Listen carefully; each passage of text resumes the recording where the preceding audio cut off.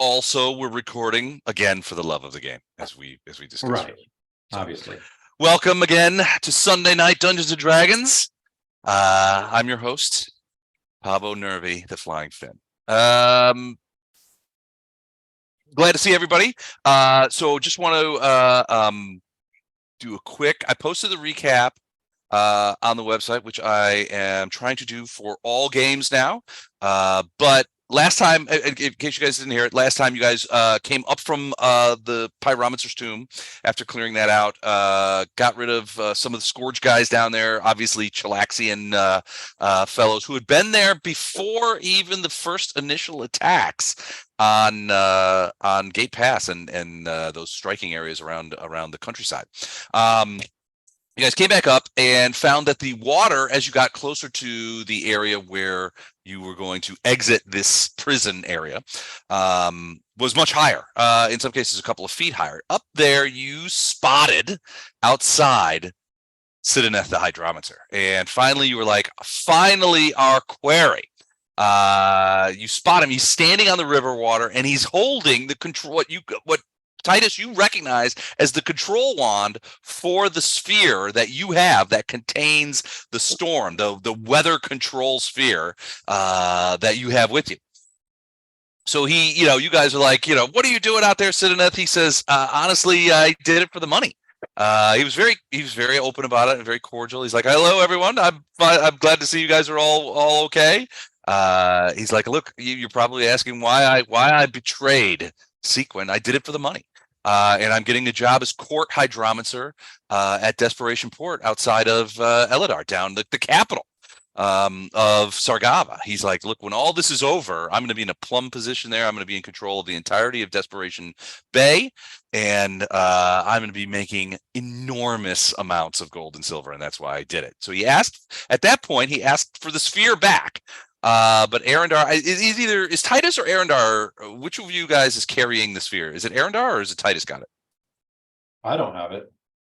Okay, Yes, it's me. I kind of fight, so. Okay, you're worried that you might like crunch some shit. Right. Got it. All right. Well, that is a perfectly valid worry. So he asked for the sphere back, and you guys refused.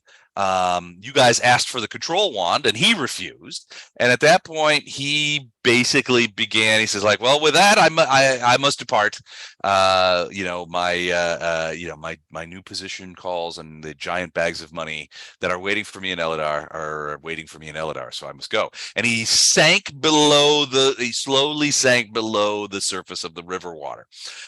Bade you good day as he did so. At the same time he was sinking, he's sinking down. A big sort of weird wave comes up out of the water. At first it looked like a water elemental, but it didn't necessarily exhibit the familiar characteristics of an elemental. It was more solid, more structured. Water elementals tend to be, sort of splooshy and not very well structured.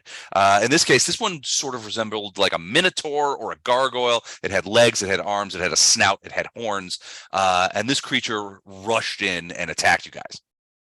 Which wasn't very nice. Which wasn't very nice at all. And then underneath this creature, who seemed to be sort of walking within the water, but it was above the surface. Underneath him, you could see slamming in came two big red squids that attacked immediately.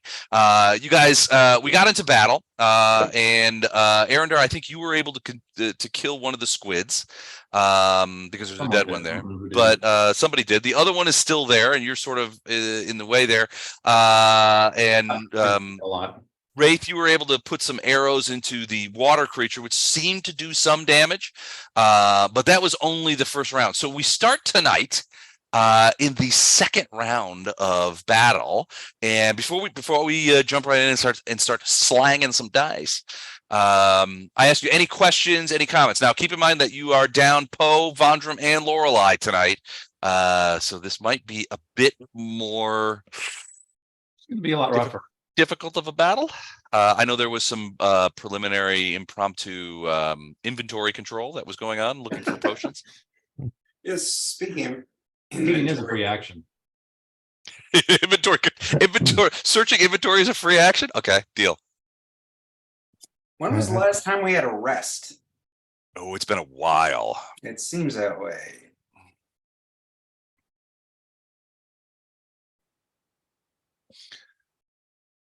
Now is not the time, though, probably. Just a little nap.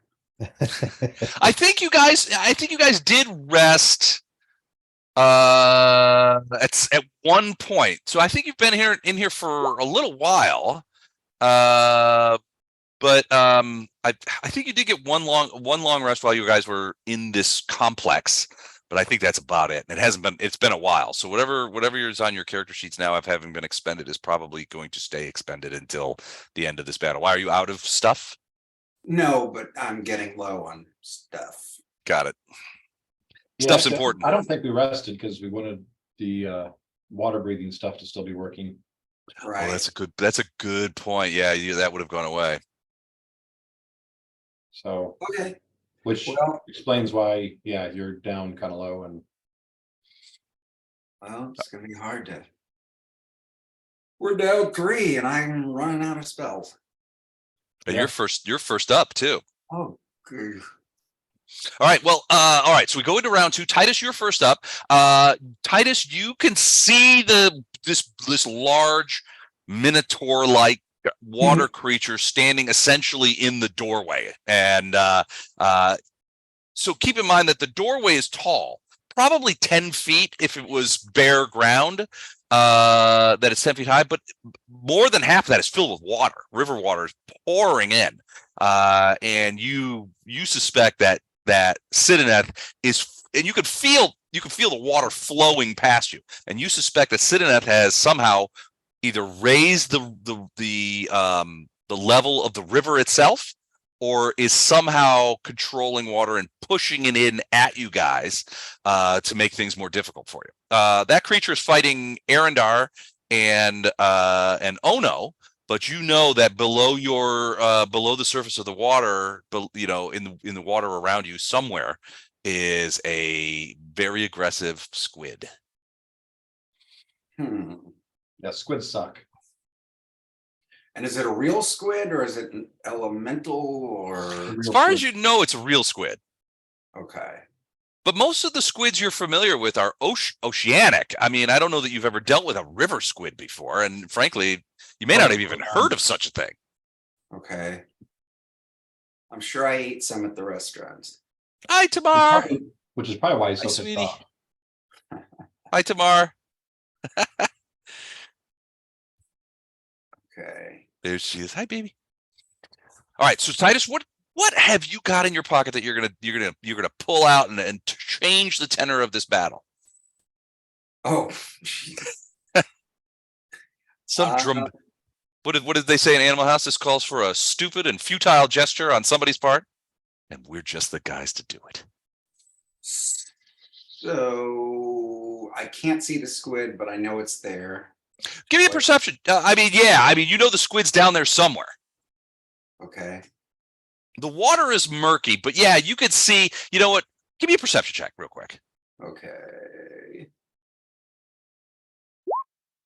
31. Okay, yeah, you can definitely see the squid meandering around down there. It's right by Arendar's feet right now, but these things, well, if there's one thing that you've learned about squids over the last 6 to 10 seconds is that they move very fast.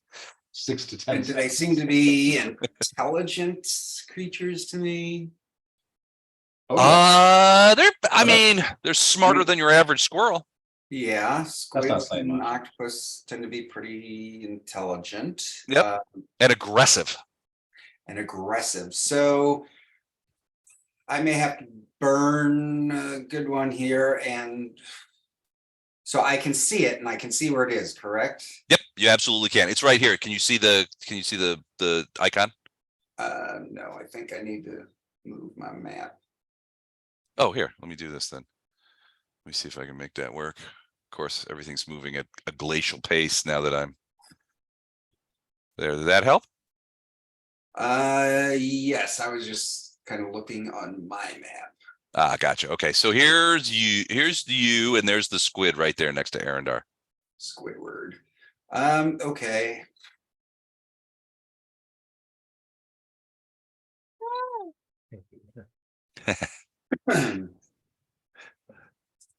Les, I'm sorry, I don't see me on the map. You are right here. Let me. I have zoomed out. Hold on. I'm trying to scroll east. Actually, we're all the way over to the right-hand side of the yeah, map, and I'm top right side. gotcha.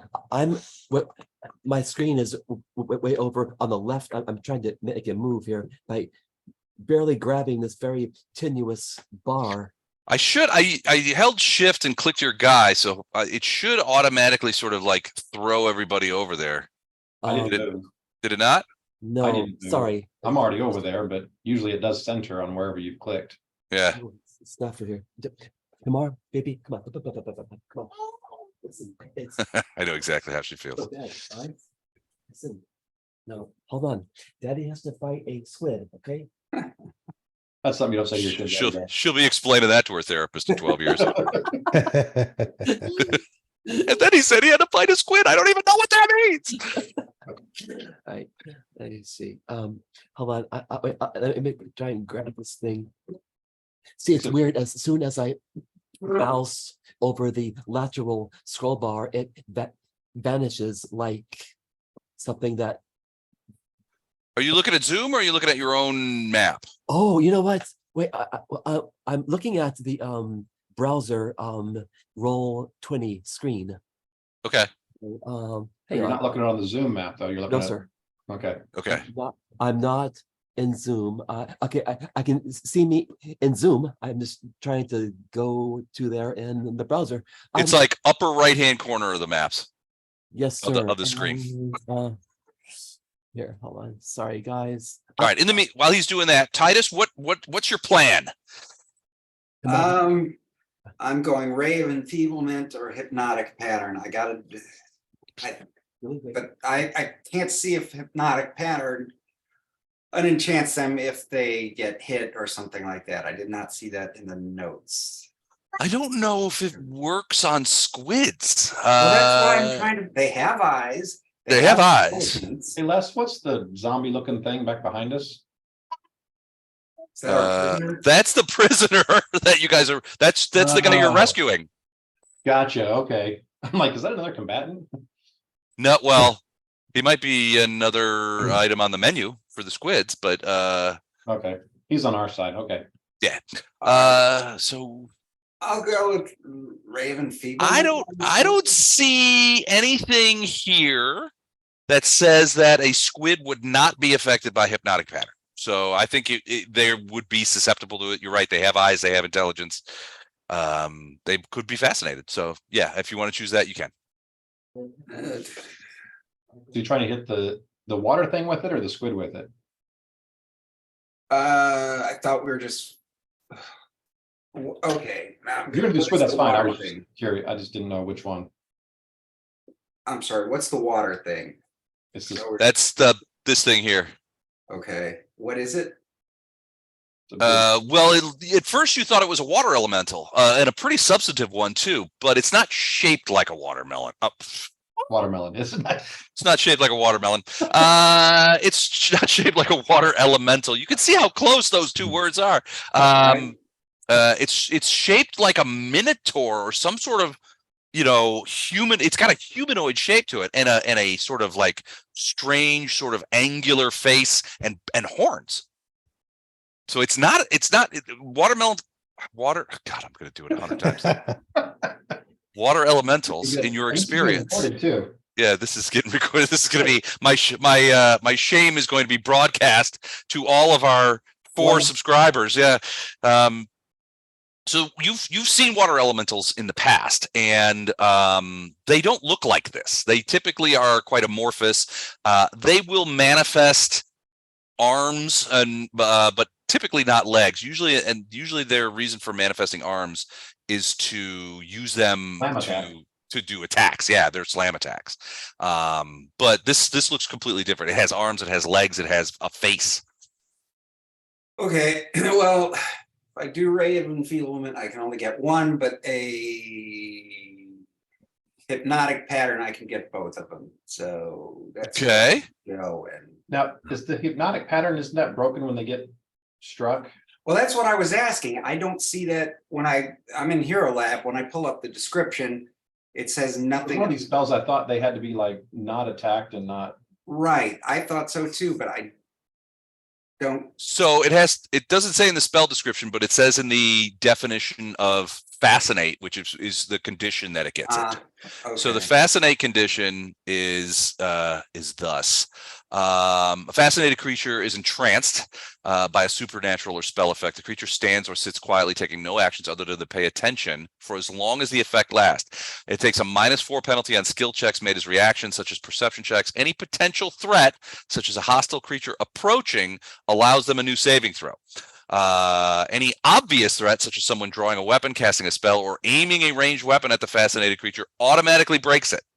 A fascinated creature's ally may shake it free of the spell as a standard action. So any threatening, it's not completely befuddled, because if anybody makes any sort of threatening moves at it, it will break the fascination effect. But as long as nobody does that and Titus continues to concentrate on the hypnotic pattern, they will largely stay still. So we In still my have, defense, Arendar is trying to murder everything in front of him, so. well, we still have message going, so I'm gonna ask the group, if I can transfix these people, can we just slip out quietly, or do I need to hit one of them with a ray of enfeeblement? I'd rather hit the big guy with the ray of enfeeblement, because if I remember right, he hurts. And that ray of enfeeblement makes him hit less and hurt less. Right, The squid, I think, is just a standard combatant. got it, okay. But the big guy, if I remember right, the big guy hurts when he swings. Okay. I will cast Ray of Enfeeblement on the Minotaur looking thingy.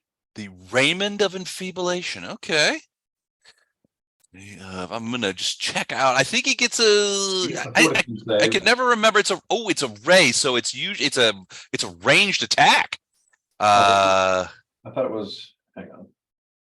You might be right. You must It is succeed on a ranged touch attack. Yep. And then I get a fortitude save.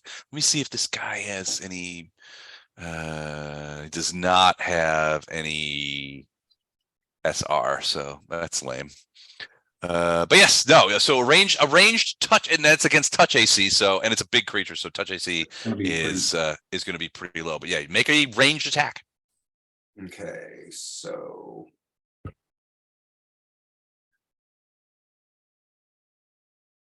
So just a D20. Well, yeah, I mean, like if you were shooting a bow, whatever your ranged attack bonus is, you would add that to the thing. So like any sort of ranged attack. Okay. As you point your finger at the creature and say, "Be enfeebled, water creature of doom." Agree. Okay, plus. All right. Nobody move, or the watermelon gets it. All right, so Yours is probably about a 5 or so. you nailed it. I just had to look it up. Okay, 18. That is a hit against touch AC, and so the ray, well, I guess rays don't really slam. It burrows into the creature, and you can see what color. What color is the ray of enfeeblement, Titus?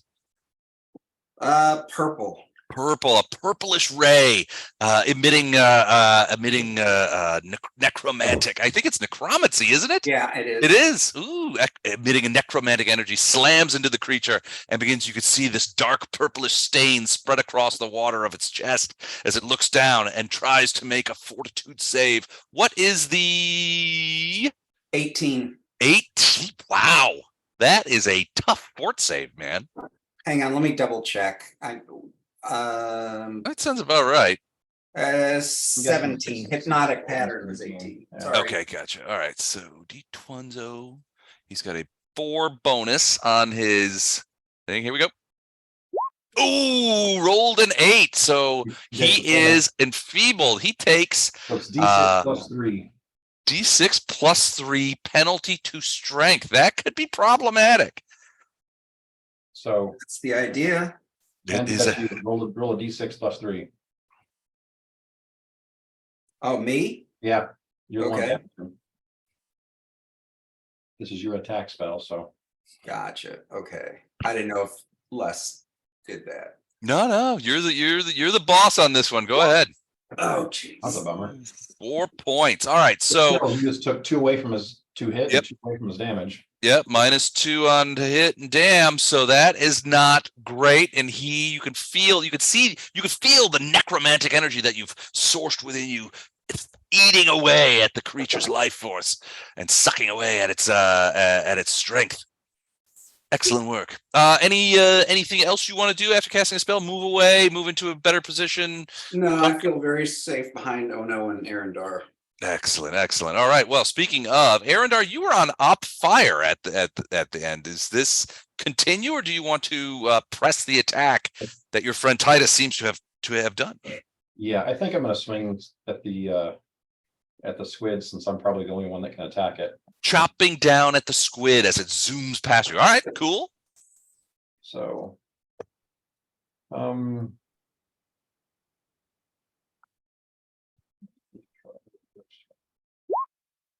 Ooh, 21. That will hit for 14 points of damage. Holy Yeah. jeepers. I don't play around.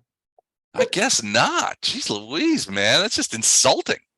All right, you feel your falcata bite deep into the squid's body as it jets away from you in pain and aggravation. It is now the water creature's turn, and he is much aggravated with the enfeeblement that you have delivered to him. He continues to want to attack, and he's going to do a full attack against Arendar. Because frankly, well, no, he can go either way. Let me see. He's close to Ono's, close to Arendar. I'm gonna go fitty on this. So go He's ahead. also close to the squid. Yeah, you can take out squid. The squids are I'm his pretty sure the friends. squid called him a name. I'm pretty sure. It's like squids have beaks. They're like, what do you call them? Clack, clack, clack, clack, clack. Yeah. All right. Low is Ono. High is Arendar.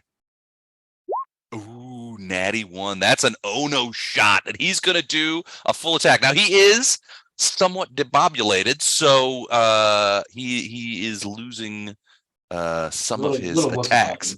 But he's going to try and claw you, and he's going to lean down and try and gore you with the weird watery horns on his head. So 3 attacks. Let's take a look here. Okay, so first things first. So he's down to that. All right, so first claw. Ooh, 15. Second claw. 12. And the horn. 13. Does 15? 15's not going to hit you, is it, Ono? Not even close. No, not even close. So he slathers about, splashing everywhere, but does not manage to get any hits on Ono as he struggles to strike. Oh, no, He's also going to push forward a little bit into the room as he's coming forward to press the attack. And speaking of pressing the attack, it's now Wraith's turn. And you said the area where I am, the water's a little lower. It's a little lower. It's still pretty deep in here, but the way the stone of the floor is and how it's eroded over time. Yeah, you're a little bit. You got a bit more above the surface. Well, You've been shooting bows sort of like over your head. Gangster style. You've been like Yeah. pulling it sideways. So I'll do cross style and lay the 2 arrows on it and try a rapid shot. Okay, I don't know. 17 and 28. 28's going to hit for sure. I got to check on the 28 's a 7. potential crit. All right, the 17 is also a hit, so both hit. Potential crit, you say? So 10, 11 points of damage from the first hit. Okay. And the second one is a potential crit. So I'll All right. re-roll. You can take the second one, the second attack. Second attack is a 14. 14. So that is an unconfirmed crit, but you still get hit and you do get exploding dice. Okay, so it's 5, 6, 7. Oh, 5, 6. 6 points on the second one. 6 points on the second one. Okay, so I will take that off as well as the 2 arrows slam into the weakened water creature and it lets out a gurgly bellow. Nicely done. So is it 11 and 6? So 17 points. Yep, took him off. Okay. No, I'm trying to read through because I've got a bunch of stuff that I get if I get sneak attack, which sadly I don't get at the moment. Gotcha. Yeah, no, you are not flanking in any sense of the word. Is that it for you? You want to stay there? That's it for me. Yeah, I'm going to stay here. All right, sounds good. Squid attack. The squid, He was going to go for Titus, but frankly, Arendar just whacked him. So he's going to attack Arendar with his bite and tentacles and try to grab him and pull him under the water. All right, so the first thing to do is going to bite with that very sharp beak that these Humboldt squids have. And so he's going to do that first. 10, that's going to miss. And then he's going to attack with his tentacles and try to grab you. He has 2 tentacles, and if he hits with both, he gets an automatic grab attempt. So here's the first one. 14. I don't think he's going to get that grab attempt. Second one, 24. Is that got you? That hit. 24 is a hit, so he gets that around you. So it's just a smack is what it is. It's just, yeah, really, it's a tentacle smack. So let's do this here.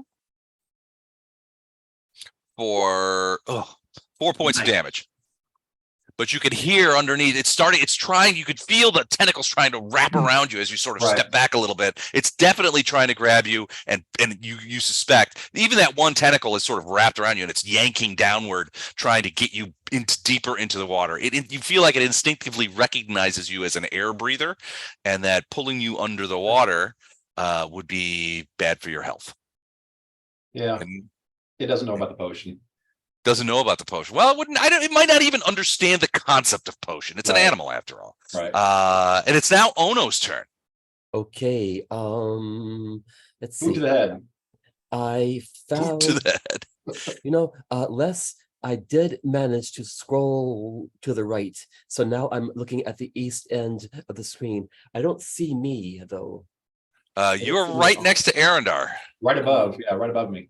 Right above the Arendar. Oh, Okay, what you did right there now, did move all of now, us. now. Okay. Okay. Whoa, my whole screen just changed. Yes, because this is where we are now. Got you. Okay. You should see yourself now in the I middle. do. I'm kind of crouching down so I can it's can I hit this water thing? Oh yeah, you're right next to it. It's actually Oh. moved towards you. Okay. Well, you feel like it's been moving towards Arendar because it was trying to. It tried to attack you last time, so it's focused on you.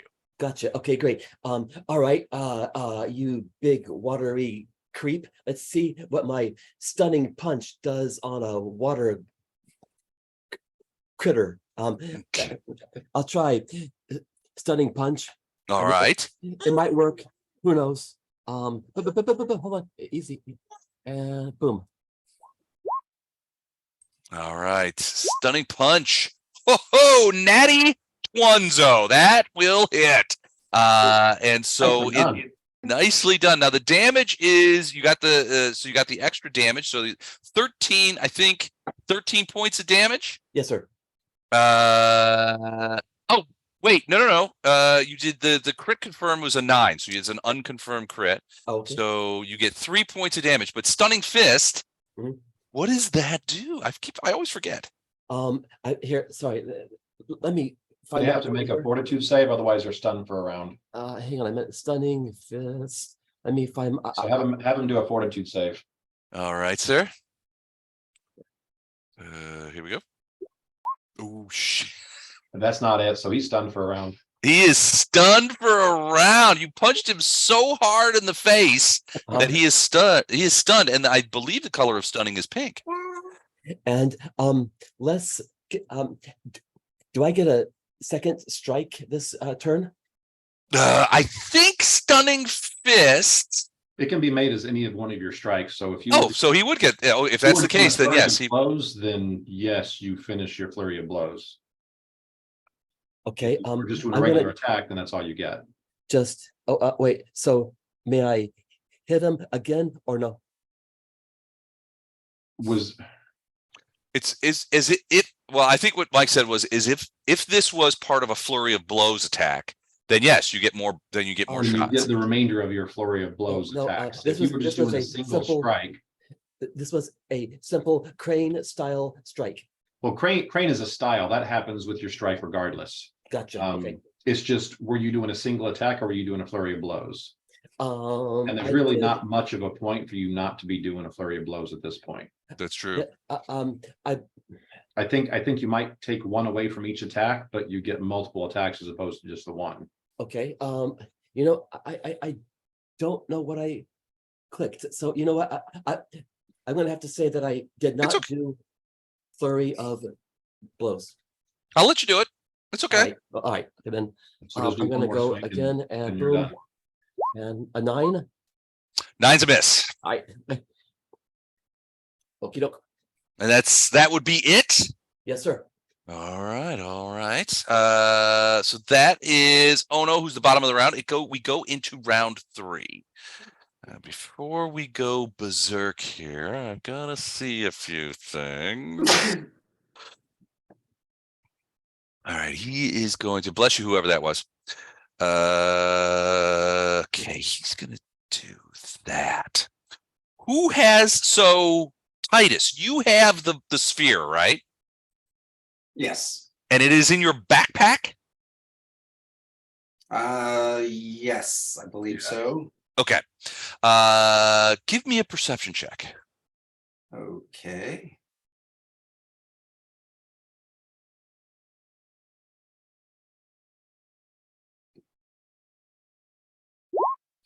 $25. Okay, so that is certainly enough. You feel sort of a tugging on your backpack, and you look around and you can see the little straps that keep it shut, the little cords and things that keep the top of the backpack from being open are being sort of pulled away and undone. Somebody or something is trying to open your backpack. Give me a knowledge arcana. Okay. Like, just spell it. No, just it's skill check. A knowledge I check. know. Okay. I couldn't. I don't know if I'm up. 20. Your guess is that this is the result of some sort of mage hand activity. Okay.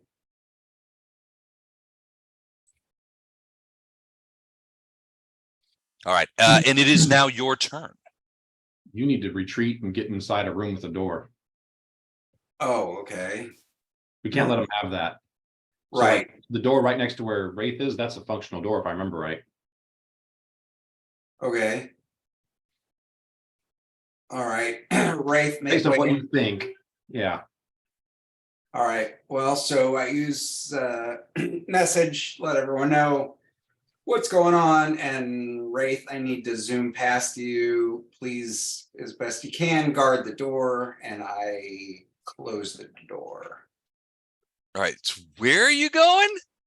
Was that the room with the? Yeah. Up north. Yeah, in the storage room to the north. Okay. And that room doesn't show that it has much water. Now that may have changed, but that would still be probably a lower tide than the others. Yeah. Because Yeah, that was dry when we were in here. because of the slant of the floor. Plus now he's closed the door on it. Correct. All right. So you go in there, you open that up, you go in there, and you find yourself, and it is an old storage room. You've peered in here before, and you saw rotten, things have been here for a while, waterlogged papers and various things. This used to be some sort of storeroom, probably for if you recall, you remember that this was probably a loading dock of sorts from river traffic that brought supplies to the jail, or prisoners to the jail. The storeroom probably held a variety of different things. It's just a room off of the loading dock and would have contained a variety of things. But yeah, you get in there and you shut the door. Correct. Okay, so you're shutting the door, and this is to disallow the mage hand because mage hands only work in line of sight. Yeah, that's correct. All right, excellent. That is. Are you going to do anything else? I don't think that probably wastes most of your the movement and then the door. Yeah, that would do it. Closing the door. Arendar, you're up. I'm gonna try and smack the squid again. Okay. He is stunned, so is taking a penalty to Dex. No, the squid. I'm sorry. Poor guy's stunned. The squid is not.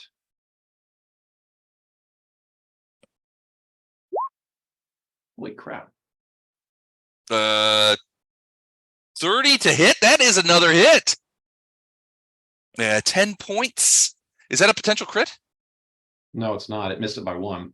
Okay, 10 points of damage on the squid. The squid is genuinely upset. I think you've really upset him. Oh, But you can see blood filling the water as the squid begins to hemorrhage significantly. It's not dead, but you could feel the tentacle loosening around your leg. Anything else you're doing? That's all I can do. All right. The water creature is stunned, but now his stunning at the end of this round, his stunning is over. So we'll just go It ahead won't be. It's not over yet. It's not over until it's until the end of the turn, right? until Well, turn. he's not going to get any of his Right. I'm any just of his saying. attacks. I'm just taking this. For Wraith's turn. Right. Oh well, yeah, he'll do that. Because Wraith gets sneak attack while he's stunned. That's true. Stunning does, if I recall correctly, deny you your dex bonus, Yeah. which makes him sneak attackable. So rapid shot. Okay. Ah. Natural 1. Let's confirm that. All right, unconfirmed 23. fumble, but it does stop. It does stop your attack. You do not get an opportunity to capitalize on it. First shot. Of Yeah, course it sucks. does. So, movement or anything? No. Okay. It is the squid's turn. What is he going to do? All right, so I know what he's going to do. The water below you, Arendar, fills up with a black substance, an inky black substance, and you feel and your view of the squid is blocked. You can't see it anymore. You also feel the tentacle release, and something moving very quickly powers away from you and past you deeper into the room. I'll yell back. The squids went into the room. So how big is that ink area then? It is about 10 feet, and it surrounds you. Okay. So we can't see into the water within 10 feet of me. Yep. Which he is now outside of. Which he's now outside of. So yes, depending on perception checks, you might be able to Right. see the squid itself, because he is shot. Whoops, that's not it. Hold on. That was the ink is surrounding Arendar. Go back. Okay, Squidly, go over here, and then Arendar is surrounded by ink.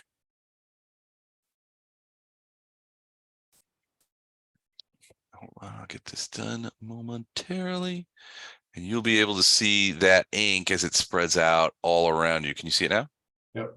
All right. So yeah, that's the area where the ink. So you can't see anything under the water in that area. However, Wraith, give me a perception check.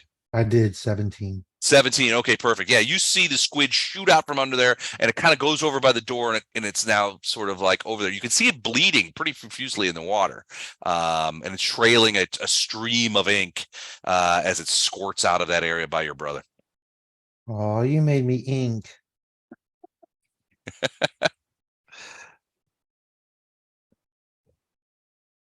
All right, next up is no. You there? Yes, I'm here. All right. Good. Is going to, is that water guy still there? Yeah. All right. Well, Yeah, he's still there, although he's starting to shake off the effects of you punching him last time. well, Yep. that's not going to last long because here comes another stunning fist. You're gonna just punch him again? Oh yeah, and kaboom. So if you do I was gonna say, if you do the I don't know how your buttons work with this sheet, but if you do the flurry of blows, it should do both attacks at the same time. Oh really? Okay. Yeah. You want to try that? Yeah, sure. You know what? Yes. All right, let's try it. I'll let the hand's still on the pawn. Yeah, there should be a button that. Gotcha. There it is. All right, attack number 1, 10, miss. Attack number 2, 7, also a miss. You miss the water creature, and he becomes unstunned. Gotcha. All right. He is angry. I think that's all I can do. All right, you gonna stay there? Or you gonna run away? Stay there. Okay. All right, we go to round 4. Titus. Hold on a second. I want you to give me a perception check. Okay.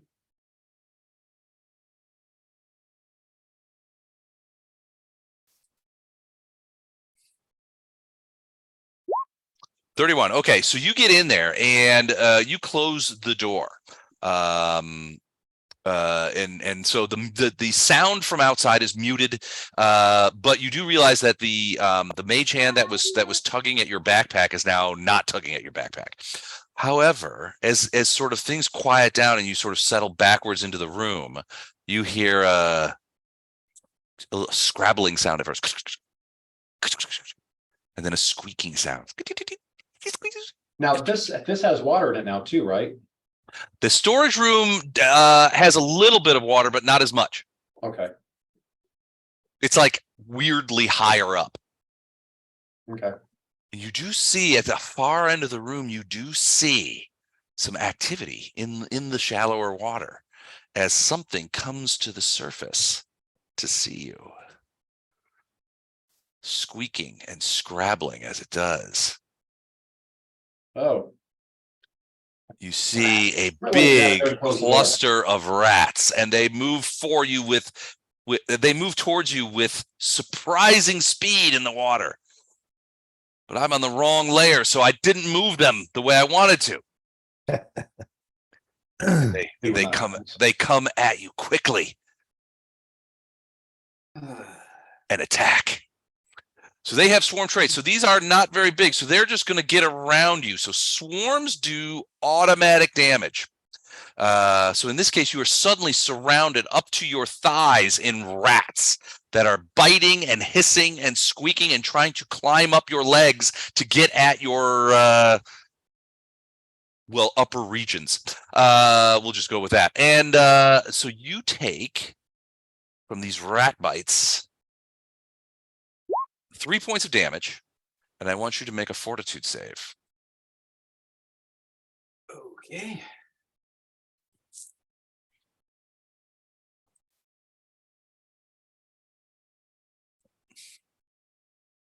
Oh.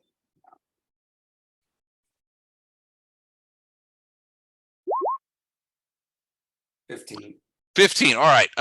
So that's okay. But they also have the power of distraction. So the rats are disgusting. They're disgusting sewer rats, and they're jumping on you and biting you and drawing blood and that kind of stuff. And you find yourself distracted. So the distraction ability, a creature with this ability can nauseate creatures that it damages.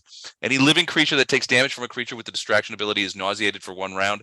A fortitude save of DC 10 plus the creature's HD plus the creature's con mod negates the effect. In this case, the HD is not huge. It is 3.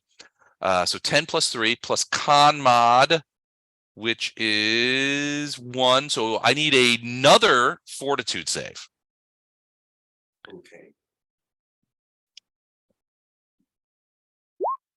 Ooh, 5. That's not good. So you are so disgusted by these rats that you are nauseated for a round.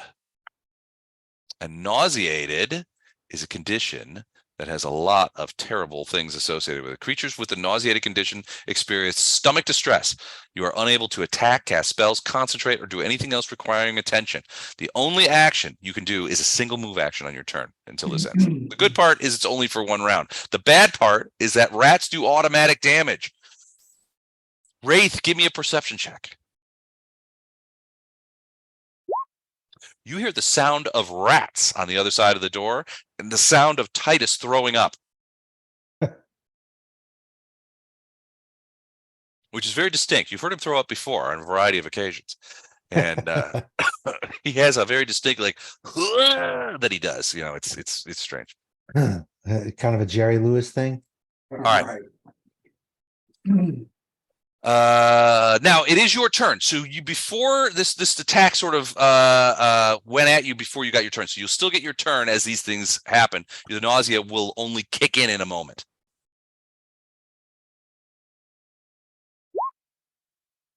So Titus is still up, right? Yeah. Yeah. So basically, you can cast one spell before the shit kicks in.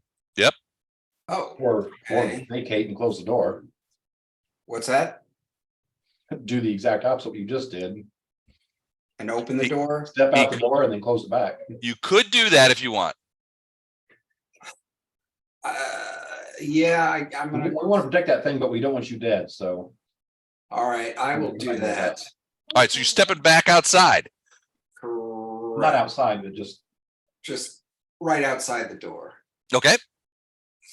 So you do not take those damage points, but as you step out and you slam the door back, you're not nauseated, but you do hear those rats are scrabbling at that door trying to get out. They know there's food out there, and they are trying to get out. All right. That's Titus. Arendar, what do you do?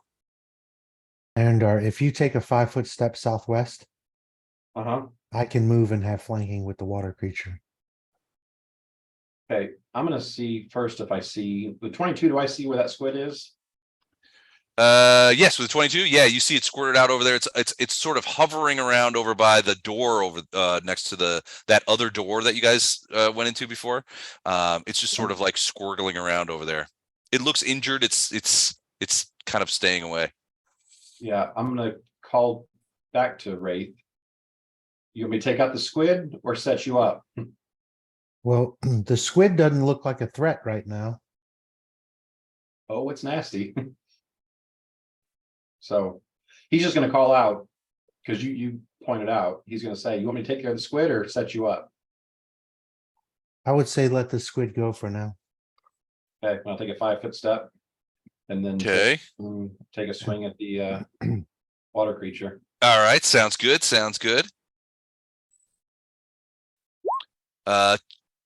25 to hit. Jeez Louise. Yeah, that's a hit. For 13 points of damage. One second. Okay. 13 points of damage. All right, cool. So yeah, the creature bellows again as the Volcata bites into its strangely solid but watery flesh. And it turns to you. It seems confused again as to who to hit. But I think it's got Arendar on his mind right now. Is that it for you, Arendar? 5-foot Yep. step in the thing? Okay. Step and swing, yep. All right, it's its turn, and it just brings both of its arms and its horn on you, Arendar, because of your temerity. Now it is. Hold on, one sec. It's not stunned or anything. So Nope. okay. Well, it's -2 strength, but or -4 strength. -4, -2. So okay. Here we go. All right. First arm claw, I guess. 22. Does that hit you? That's a miss. Okay. Second claw. Nope. And the gore. 16. All right. So none of those hit you either. It's having a devil time trying to get at you to deliver some damage. And you see it's growing increasingly frustrated. Wraith, your turn. I'm gonna move over here to the corner, which looks dry, maybe not. But Okay, it's not, but if I can still, if I can hold the, Deep. if I can hold the bow up high enough, I'm gonna shoot this thing. Jesus Christ! another unconfirmed fumble. Oh no, wait, that is a confirmed fumble. That should All be right. is a 16 a hit? No. Wait. Yeah, 16 is his AC. those are Okay, both +2 because of flank. Flanking. +2. All right, so an unconfirmed fumble, but another fumble nonetheless. The water is getting on your strings and is making those arrows go every which way. All right. That's all I can do. And I'll tell Titus, I'll point out in case he hasn't already seen it, where that squid is. The rats are locked behind the door, are shut behind the door now. But there's a squid that's injured that's potentially still a combatant. Thank you. Once I stop puking, I'll magic missile it. No, that didn't happen. You are not puking. You managed to escape the rats before they got to you. So take those 3 points of damage back as well. Oh, okay. Sweet. The squid is you can see that there's blood beginning to pool in the water around it, and it's writhing a little bit. It seems to be sort of nestling in that corner, and it's not moving towards you. It's staying away from you. It does seem to be quite injured, and it's not pouring on the attack or anything else. Oh no, it's your turn. Is he there? Can't tell. You leave us, Eric? Are you there, buddy? I imagine he's putting the little lady to bed, I imagine. All right, we'll come back to him. Round 5.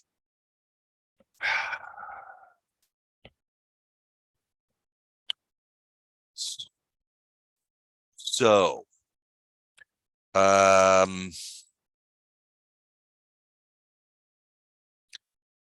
Titus, you can feel tugging at your backpack again. Now it's a little bit, it's much more subtle this time. Before it was yanking, I guess, for lack of a better term. Now it is gently tugging at the straps. You guess that it will probably have it open next round because it seems to be acting very intelligently. So if he did that arcane thing, then he knows that this guy must be in this room if he can see him. Right. If he can see you, yeah. I was thinking the same. Well, he wouldn't necessarily, let me rephrase. He wouldn't necessarily have to be in the room, but he definitely has to be in a position where he can see you. Right. Yeah. Well, yeah. Which, I mean, you're one away from the corner, which should be dang near impossible to see from the outside. So I'm wondering if it's the water creature. No, I'm pretty sure it's the guy. The only other thing you can do is actually it's not your turn, right? Is it his turn? It's Well, it's the rat's turn. The rats are first. Wait, no, they're not. The rats come after him. So yes, it is Titus's turn. You could get down into this room. That room was empty last time we were through here. I don't know if it is now. There was a dead person in there, but Right. I don't know that you He's guys did not anything with gonna that. do much. well, and I think if you're not gonna cast a spell, you could just cinch the backpack and hold it. Mage hand can only do Yeah, 5 yeah. Mage hand pounds. doesn't have that much strength. Right, so your strength is greater than that. You can Right. exert 5 pounds or more of pressure. yes. So yeah, you can just spend your round just grabbing onto the backpack and keeping it closed. Oh, okay. That takes a whole turn. All right. It So would probably take at least one. I mean, it's a less call, but I would say it would at least take one of your actions to. It would probably take a move action to do that. I think I mean, I don't know that unless you're going to take some like extraordinary measures. My thought is that you're probably just grabbing the backpack, slinging it off your shoulder, and clamping down on it. That would be a move action. So you still get a standard action. right. Well, so instead of fastening over my back, I fasten it over my front, so I still have my hands free. So it's kind of like a baby carrier. Gotcha, like a baby Bjorn. Right. And if that's all I can do, that's all I can do. Yeah, that probably would erase it. It would take up the time for this this round, but it would allow you It's in other front of things you, to do. and yeah, you can keep an arm over it. Yeah, Okay. The rats are pushing at that door. It's not locked or anything, but you can hear the scrabbling on the other side. Titus, you're not sure if they can get through there or not. Your guess is not. Otherwise, they would have come through there long ago. They wouldn't have remained trapped in there. But they are agitated, and if that door was to be opened, like by a mage hand, they might come out again. Especially a frustrated mage hand who's trying to get at a thing. and then they would suddenly be underwater.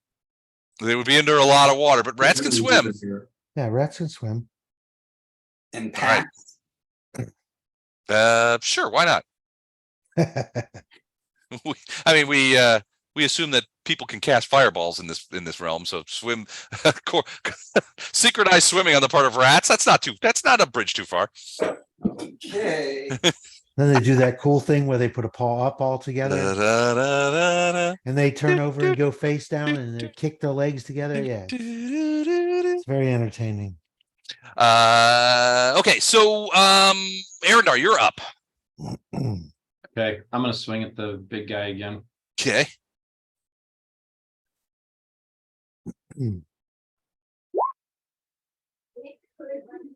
I'm on the wrong tab. What did you do? 27. That's another hit.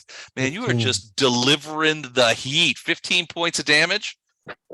You felt that falcata bite into the weirdly solid water flesh of this creature, and again, and it just wants to. It's reaching out to backhand you, as it's trying to sort of get away. It does seem, generally speaking,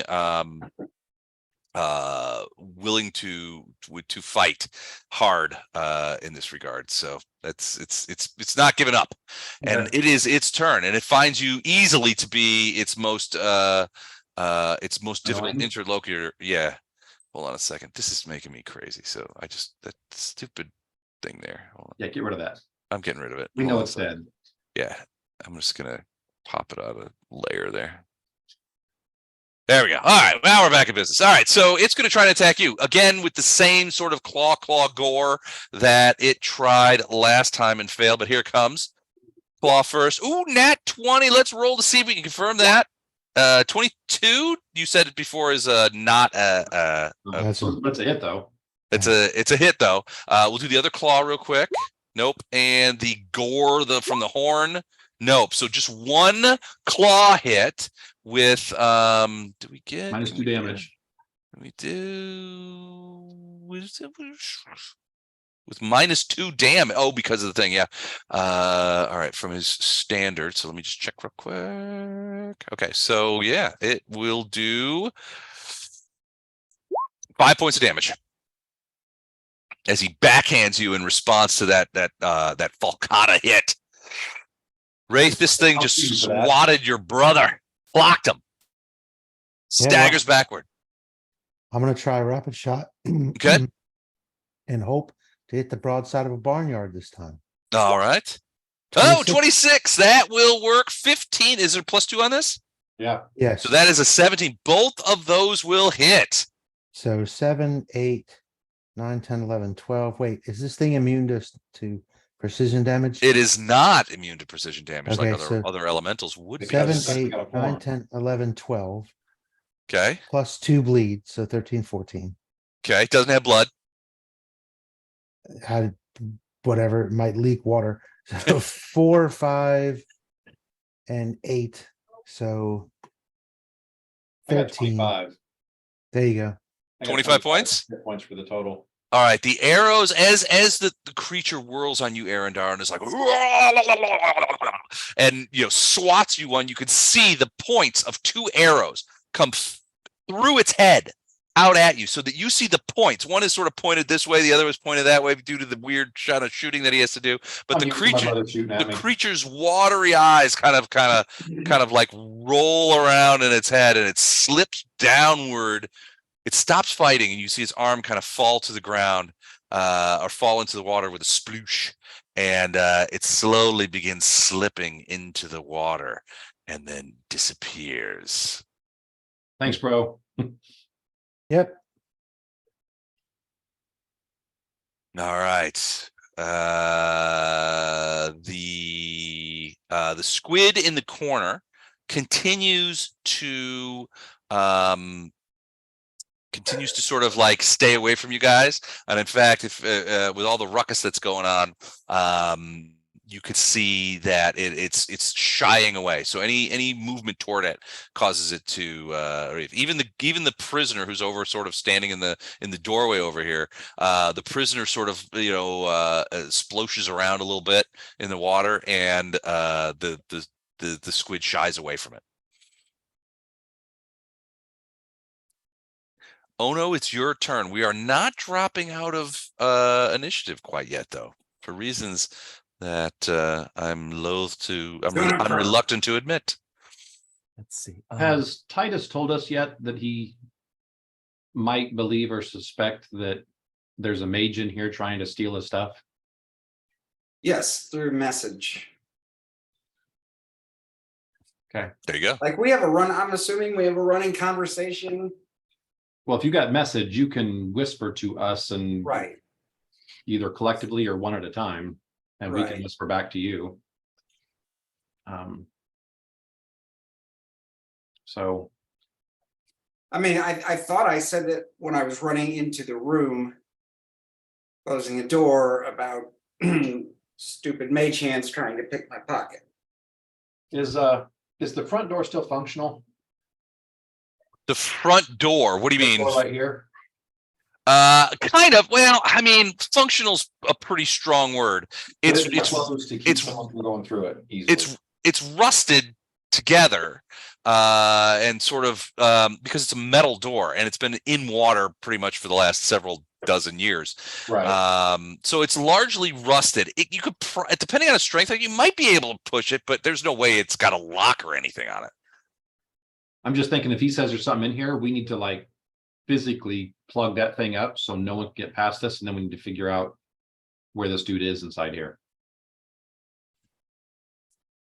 Okay. So you want to, well, so it's Ono's turn. It's Ono's turn. Okay, I gotta do something fast because I gotta go check on Lilach and Tamar. Okay. Do I see the mage hand? No. No, I put it there because Titus is aware of it, with his attunement to the arcane energies associated with it. But yeah, you can't see it. And I'm sorry, remind me, who is this, that chap right there? The guy in the chains with the Oh, that's the prisoner you guys rescued, the guy from down in the pyromancer. You'll remember his story was that he was a wizard, and that he had thought he had figured out a way to teleport effectively without burning up. Because remember, teleportation, there's some sort of curse on the land in which teleportation causes you to explode or blow up or catch on fire. All right. He had thought he had figured it out and largely came through a teleportation unscathed. But remember, he was drawn away from his target to this beacon, essentially a teleportation beacon, captured by the Sargavans, tortured, and left to starve. Yeah. All right. And this squid is retreating. Yeah, it's over by the door. It's still underwater. The water's about 4.5, 5 feet deep over there. So it's down there. You can see that there's blood in the water that's emanating from the squid. Right. And it has not, since it left Arendar, it has not made any moves to attack anybody. Okay. Les, I'm gonna go on up fire. Okay. And if anything, any foe comes at us, I'm gonna kick it or hit it. All right, so you're going to engage in a strike. If there's anything that you designate a foe comes by, that will kick you out of fire. Okay, got it. Thank you. And I'm gonna go real fast, check on my kid. Okay, sounds good. Titus, you can give me a quick perception check.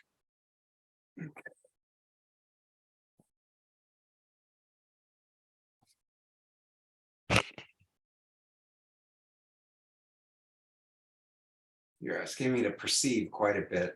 Yes, I am. All right, 16. You can tell that the mage hand is now not tugging at your backpack, but you don't know where it is. Is there any way that I can, or can I tell the direction from where it's coming? I think detect magic would probably show it. Detect magic would show a mage hand, wouldn't it? Yeah, it would. Yeah. All right, I'll cast detect magic.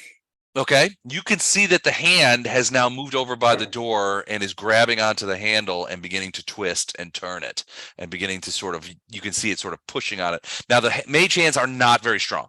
So it's having some difficulty. It's having to move water, but you're guessing that it could probably get it open enough for those rats to get out.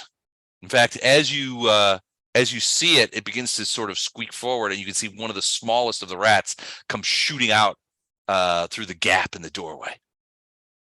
So I message everybody about what's going on. Do I have enough time to jump and stand in front of the door and block? That's just a 5-foot step. That's a freebie. Yeah, absolutely, you can. All right, Just kind of just lean against the door. Clutching my backpack like a little papoose to my chest. Okay. And I am going to block the door. I think 1700. All right, so you're gonna run over there and So block the door while holding onto the thing. So you're holding the door shut, and that you could see with your detect magic, you could see the mage hand release. It comes flying up by your face and it smacks you a little bit. I taunt you. Okay. The rats are now slamming up against the other side. A rat or two got out and they're swimming around, kind of thing. But they seem aimless. They're not acting in any sort of real way. The hand looks like it's going over, maybe after smacking you, maybe is flying over to scoop one up, but it's not going to be able to get over there in time. Arendar, what do you do? You can see Titus has now thrown himself against the door. He's got one hand on his pack and he's clutching to his chest. He's got the other arm. He's leaning into the door to keep it shut. So question, does the detect magic make the hand visible to everyone else? No, just you. Okay. So I let them know what's going on, where the hand is, what it's doing. Okay. Your guess is that it's moving to try and pick up a rat. Maybe to throw. Does your detect magic lead back to the source? Does not. Nope. It just detects the manifestation. I'm an archer. I don't know that shit. Had to ask. Right. That's all right. I am going to take a 5-foot step to there. Actually, you can put that ink thing. Get that off me. Okay. And I'm going to be physically in between that door so nothing can get past me, but I'm going to be trying to close that door. Give me a strength check.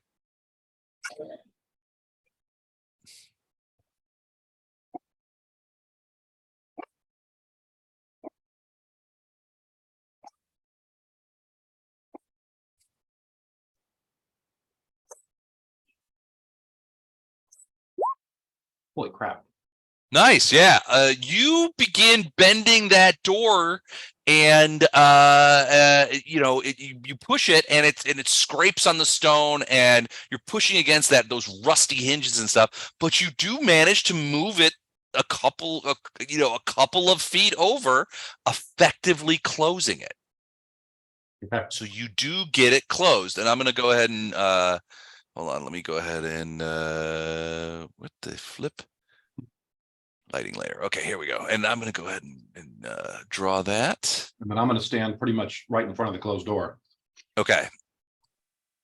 And just kind of call out to everyone. Titus thinks we've got someone in here doing this magic. We need to find them. Obviously, we can't see them. So one thing you'll notice, Titus, as that door gets closed, once it closes, the mage hand disappears. And I say as much to the gang.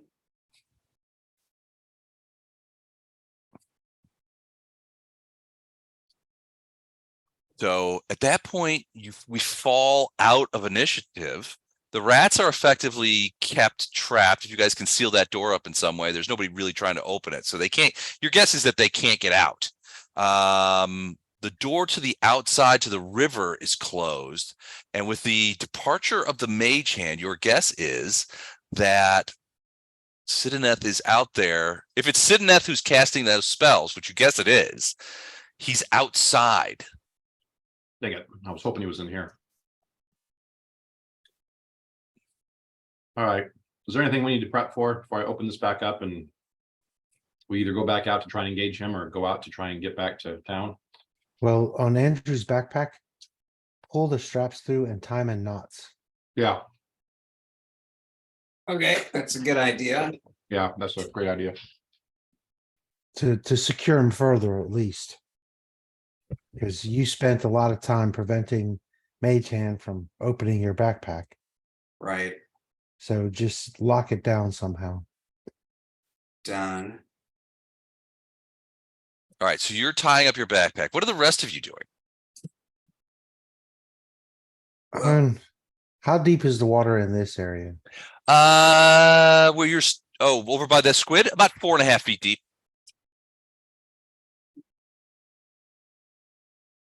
I'm gonna move to here. Why would I have to alt to get on the square? There we go. I'm gonna move to here, Okay. and then I'm gonna try to bowfish. You're gonna try and shoot that squid? Yeah, He's done nothing to you. Unfortunately- 18. That is a hit. He had 2 hit points left, so you take careful aim and lay an arrow directly at him. It pierces the squid. You see it thrash about for a bit. It emits some more ink and then falls slowly to the bottom of the water underneath. That's a worm. Is it a worm? Yes. Are you? Yeah, are the you? only person- one that's hit it. the only person who's hit it is Mike. Oh Yep. wow, that is a worm. Look at that. So Chuck for the worm and a Mike for the assist. Very nice. That's what you get for beaking my brother. All right. Well, it is dead and it sinks to the ground. After it was not hurting anybody. Arendar, are you leaning against that door or anything like that? No, I was just standing there because I thought that we had a captive in here, but Okay. I'm probably a few feet away from it. I'm waiting until everyone says they're ready, and then I'm gonna try and open it again. Well, is there any chance I can sleep for 2 hours and get all my spells back? No, Probably not. I want to go out now because we've still got those potions active. Yeah, Well, they've still got a couple of hours on them too. Right, right. but if we rest to get spells back, we won't have them. Yeah. And since there's water everywhere, And we don't have any more. there's a fair to middling chance that one of us or multiple of us will get knocked in the water or get in a fight with something in the water, and I'd rather be able to breathe. Well, the river outside is higher, right? So Right. your Mhm. guess is that Sidoneth is controlling the water level of the river, at least nearby. That river's pretty deep. I mean, remember you guys sort of rappelled down and sort of Right, swung into uh-huh. this area. So if you got, I mean, the rope was still there, but it was, it was like floating. A lot of it was floating in the water, in the higher water. So how much does not having that sphere affect his ability to do all this? He can't do jack without that spear, and we can't do jack without the control arm. Yeah, but we Right. can't do So- anything about the storm. Ah, He We can't have to make get it, that. he can't what make about it all the worse. rising water? Yeah, We really have to get that control arm, but it's kind of, But I mean, does that stuff recede if he doesn't have both components? no, Give Oh, me a no. knowledge arcana. no, it's just whoever has them, if they know how to use it, can make it recede, I would guess. Ah, yeah, from what we found out already. The storm is at the level that's at. Without the control rod to control the sphere, you can't make it worse, better, anything. Right, It's kind of. so you're saying it would just go in perpetuity until Yeah. someone stops it? Yeah, Yeah, essentially. it's in a stalemate at this point. 21 knowledge arcana. Yeah, I mean, essentially what you've described is accurate. Without the control arm, the control wand, you cannot change the state of the storm inside the sphere. Without the sphere, the control arm has no effect.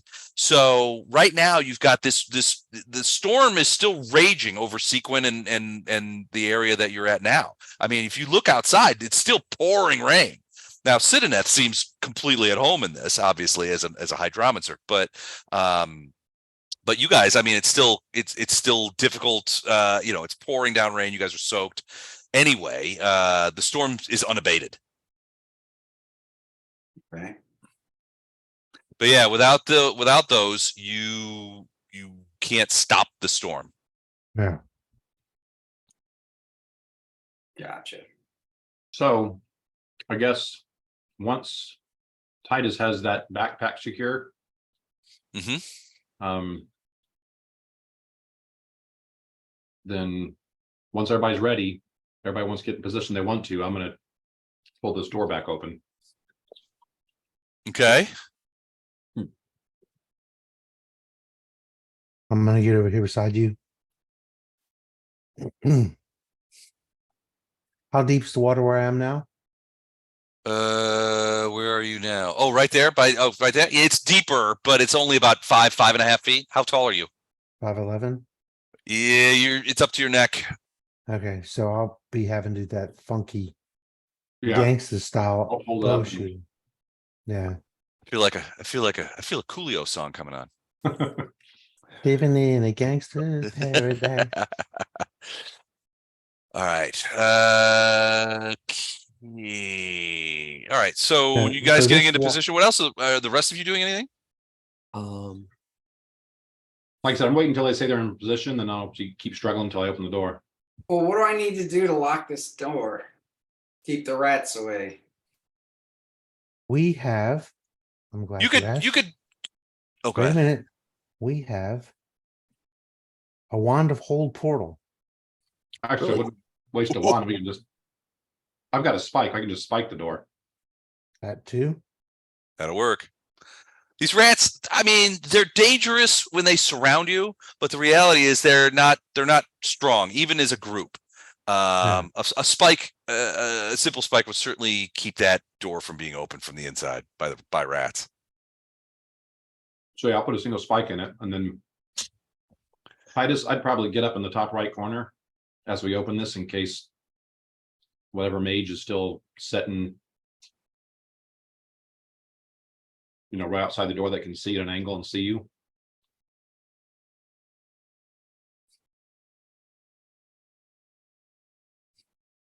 Sorry, So wait. say- Is that door spiked? It's The spiked. top one is, Okay. yes. Okay. And which door are we about to? The one that I'm open? standing right in front of, or Gotcha. standing on top of. Gotcha. All right, then I'm gonna be right here, ready to Okay, Titus, move over here. smack anything. All right, Okay, gotcha. All right, ready. All right, so if nothing's here. Oh no, I'm gonna let you go up first. I'll let you climb up the wall and get up top. And then I'll be the last one to come up. We'll send the. Okay, wait. I do what now? Sorry, I'm sorry. There's a rope right outside the door that we left there that we use to kind of rappel down like what 5 or 10 Oh, right. feet Got it. Okay, to get down here. gotcha. If nothing's out there, which I'm guessing a mage or some other surprise is gonna be out there waiting for us. Okay, If there's nothing out there, then we just need to get back to the city. Because we can't chase a Hydromancer through water. I mean, he's got huge advantage there. I think that the only advantage we've got is hopefully he wants this thing really bad enough to engage us. Otherwise, this is totally his realm. game. Yeah. All right. Okay. All right. Then I will climb back up. Right. If there's no assailants. Gotcha. Okay, If there is, then obviously we take care of that first and then we'll worry about getting up there. got it. So, all right, I'm gonna open the door. All right. So you open the door back up, and you are struck by, the storm just Lightning, begins. so wait. Like lightning. No, not lightning. Not yet. We'll get there. Hang on a second. I just need to ask. Andrew, do you have all the magic items written down that your character has? yes, I sent them to you, right? yes, last time, thank you. So you know you have a wand of see invisibility. Yes, Or excuse me, not a wand, a scroll. I have something with see invisibility, yes. I do. As well as suggestion, hold person. So you got that stuff. All right. That is correct. All right. The rain is pouring down. I mean, just buckets, making it hard to see. But you Arendar, you grab that door, and it's a little bit easier to move this time since you've already got it moving. And you sort of out of the way, opening back out. As you do, you see Sidoneth calmly, gently walking across the top of the river water out here in front of you guys. And he looks at you and sighs, says, "Look, I apologize for my creatures, but we're at a bit of an impasse here. Obviously, I need the storm sphere. You guys can't do anything without the wand that I had, the control wand that I hear." And as he's talking about, shows you it and puts it back in his thing. He says, "Certainly, there must be some sort of arrangement that we can come to. Tell me what you want, and let's see if we can't do anything. And you see him sort of like it's almost as he sort of does this, he sort of leans back. He's standing on the top of the river border, but as he's talking, he sort of leans back and like he's sitting in a chair, and a bunch of river water comes out and forms like a little seat underneath him as he sits down, and he sort of like puts his leg and he says, surely we can come to some sort of agreement. Now, I don't want to have to bring the full brunt of my powers against you, but because I have nothing against you personally. However, I need the sphere. So perhaps we can come to a deal. Is it money you want? Power? I can put a good word in for you guys with the Sargovans. I know you're from Gate Pass and you've got problems with Sargava and all that kind of stuff, and that's fine. I don't have anything, but I don't have anything to do with that, and I understand your sentiments completely. However, I need the sphere, so let's come to an arrangement. Let's talk turkey, you guys, in this. And the rain is just pouring down, lightning everywhere. The wind is whirling around him, but he's sitting there calmly on a pillar of water in the middle of a river in flood conditions, and like it's the most normal thing in the world. I hate this guy. Why don't you stop this storm and then we'll talk? I can't stop the storm without the sphere. I would stop it if you guys give it to me.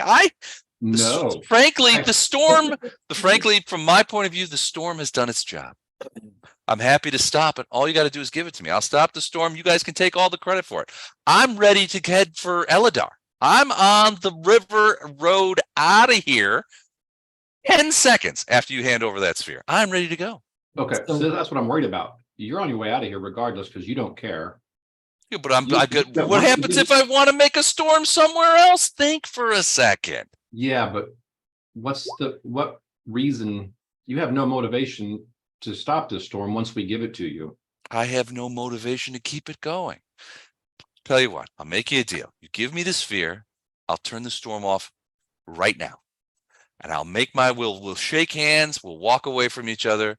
You go your way, I'll go mine. You guys can take all the credit for it. You can tell him you killed me. You can tell him anything you want in Sequin. I don't care. I'm never going back there. I've got a great new job down in Eladar, and when the Chilaxians take over this whole area, my job's going to be moot. Which I should warn you that the Chilaxians, the Sargovans, have exactly that in mind. They're already making those maneuvers. You guys should get out of town. I know you Gate Pass guys. Gate Pass is done. I hate to be the bearer of bad news for you on this, but that's true. Gate Pass, toast. Take what you can. You've got money. You've got your way out here. Get some more money from that idiot Simeon at the Lyceum for killing me and solving the storm problem, and get out of Dodge. Do yourselves a favor. I did. Why shouldn't you? Like I said, I got nothing personal against you guys. Actually, I kind of like you guys. You guys are probably the smartest and best dudes that have shown up in Sequin for a long time. And in any other situation, any other circumstances, I think we could be great friends. However, we find ourselves in an impasse. What do you say? Give me the thing. I'll turn it off. You tell them you killed me. I head out. You'll never see me again. You take all the credit. But if you want my advice, once you do that, you're going to want to get out of town because the Sargovans are on their way and they will not be stopped. They've got us checkmated. They've had everyone in this country checkmated for the last month and a half. They know what they're doing. All right. I'm going to punch this guy. It's so hard. Well, I mean, what are you going to run out of the river or, he's kind of far away. Yeah.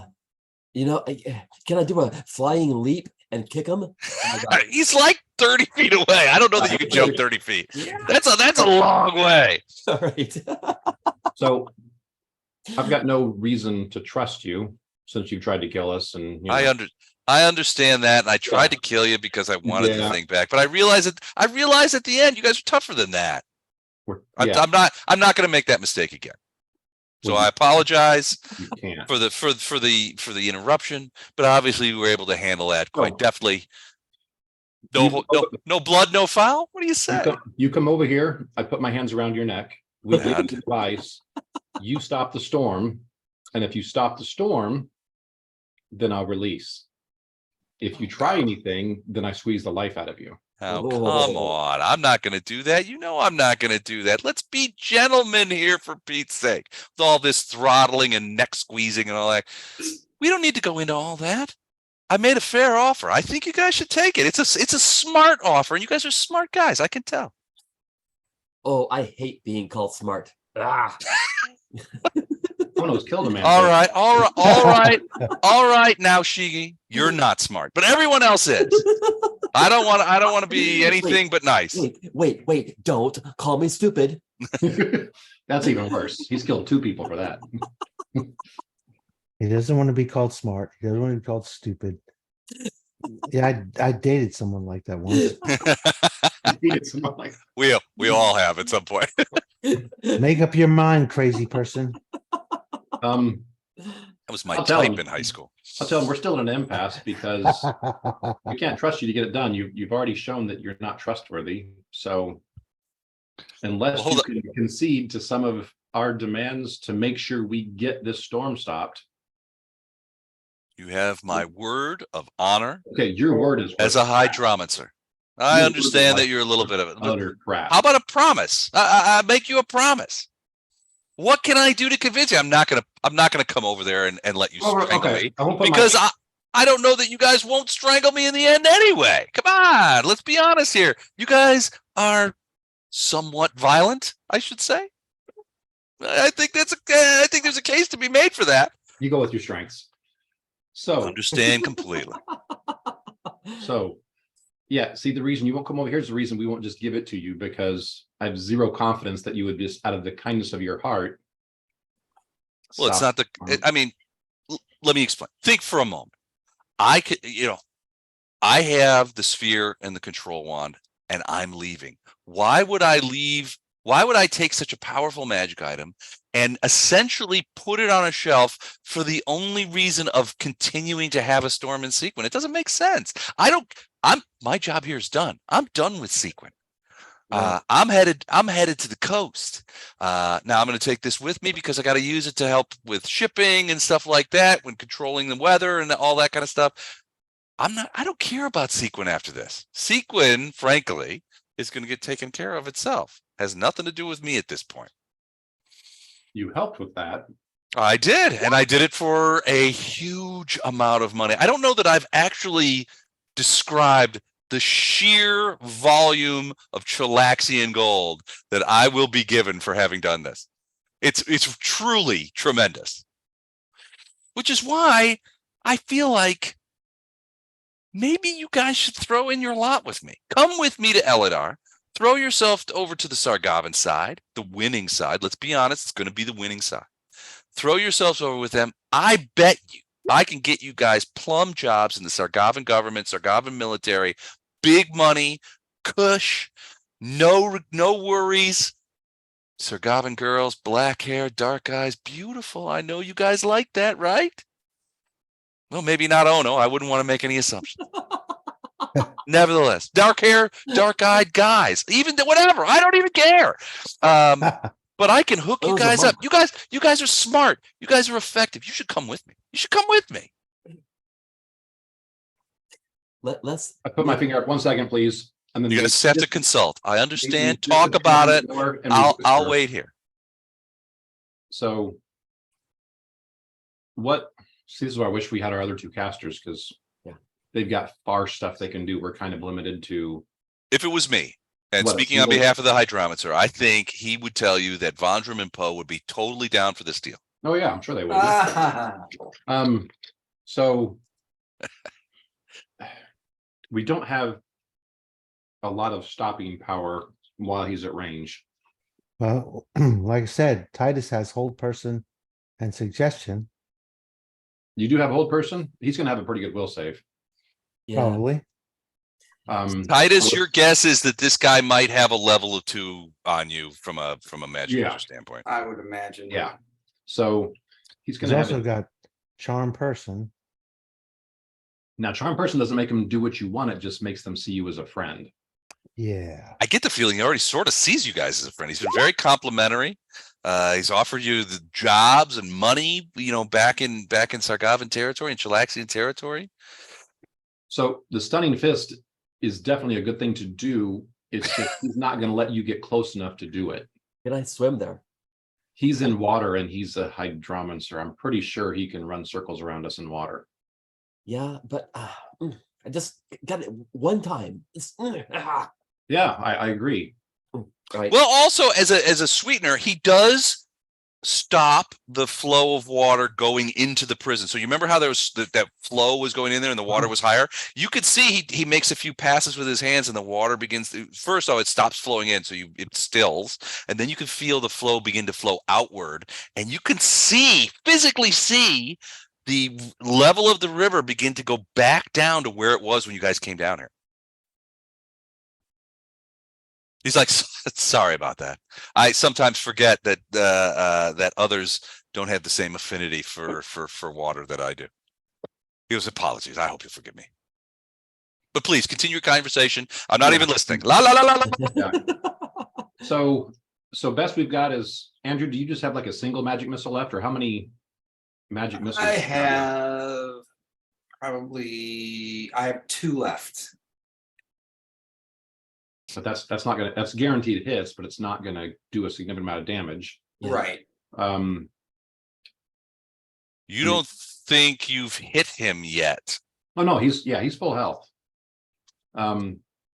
Chuck's our only ranged guy. And I I can't, cast invisibility on Ono and let him stealth swim.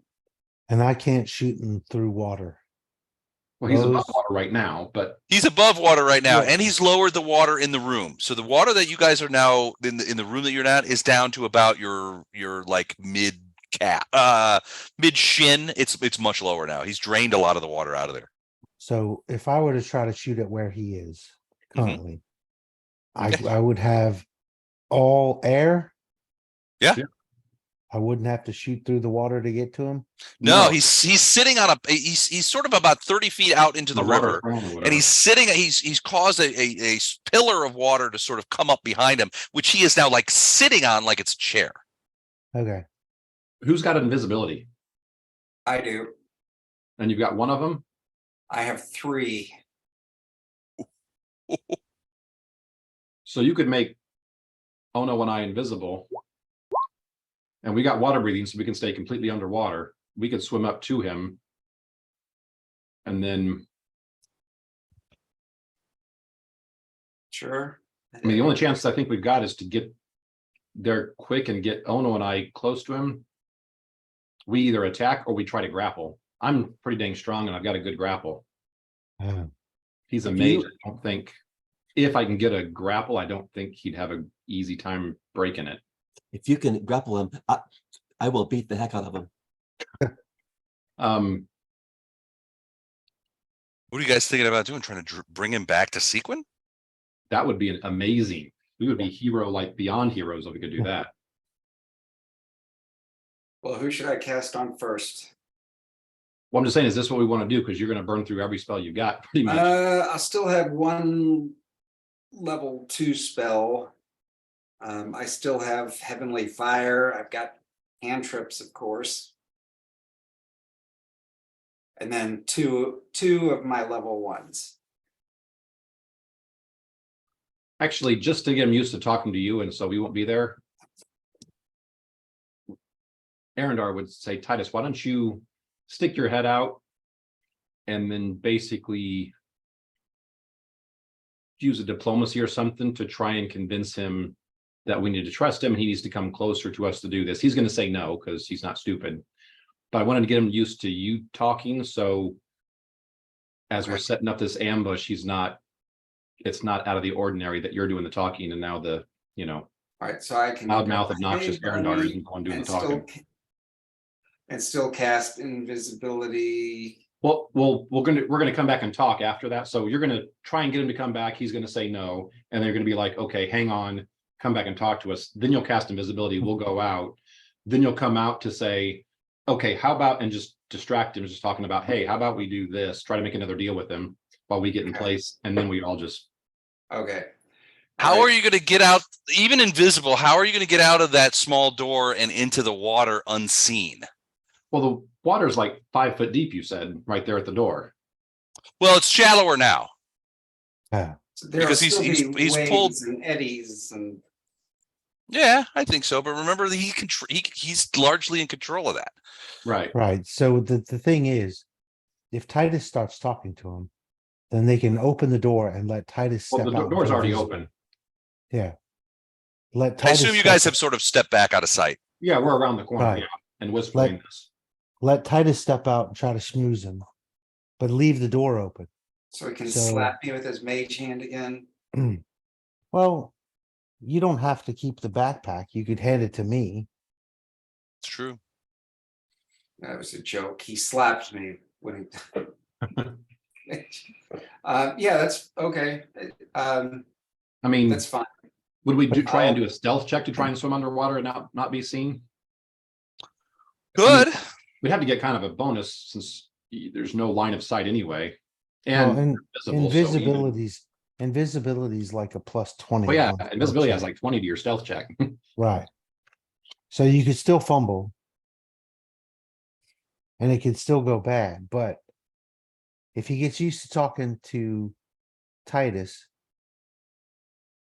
and not you, Arendar, Right. and not the monk, then they could go invisible and try to get out and get over towards him because he's only 30 feet away. Right. He's not far. Yeah.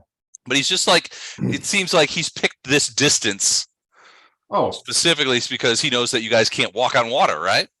right. Plus, I'm out of map. You know, So He go picked out this there. distance specifically because I'm out of map. Right. I don't have much more map after that. So for our first part of the plan, just go out, do a diplomacy roll, and just try and convince them again to come closer to us. We don't trust you. Like I said, it's going to fail. I'm pretty sure. If you succeed, great. But How I'm long pretty does sure it's going to invisibility? fail. How long does invisibility last? Minutes. Minutes unless dispelled by Yeah, once an we aggressive attack, it's act. gonna go away. But So I think it'll last while minutes. we're still out of his sight, then he should cast invisibility on you and the monk, and then step in to try to do this stuff. So he stays in visual contact the whole time he's talking diplomacy, and you guys can try to sneak through invisible. We can sneak through, and then he can just call back to you, acting like he's calling back to all three of us. Yeah, exactly. Okay, that works. So hit us with invisibility, and then go talk to him, and we're gonna stealth out and try and get in position. So, oh no, just go out as we're swimming towards him. You get on the left side of him. I'm gonna get on the right side of him, and just come up to the side of him, and then just wait there. Okay. Let me jump first. As soon as you see me do something, then try that. He sonic won't see you fist. do something. You're invisible. What's that? He won't see you do anything. You're invisible. He can't. Yeah, see he will, you because either. the something I'm gonna do is an attack, and so Oh well, I'm gonna become visible immediately. yeah. So I'm gonna try and grapple. I need you to do your flurry of blows and stunning fists. yep, we'll do. All right. So we're invisible. Invisibility to invisibility cast. Okay, so we're invisible, and now Okay. Titus is gonna step to the doorway to convince him to come closer, because we don't trust him. All right. So Titus, you step in and you're gonna begin talking to him. What is it that you begin saying to him? All right, so do I need to roll diplomacy first? I think either diplomacy or maybe even more so bluff.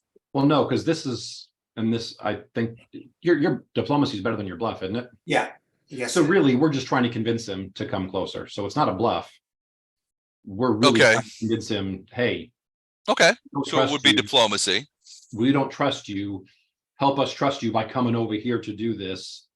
And that way we've all got the warm fuzzies kind of thing. Okay. All right, so And you're gonna need stealth checks from Ono and I. Right. And we're invisible, so Eric, do a stealth check and it's gonna be at +20. All right, stealth plus 20. I'll do a stealth now, and So 30, you got a 34. yes, sir. 34. And I got a 42. Ooh. Okay, nice. All right.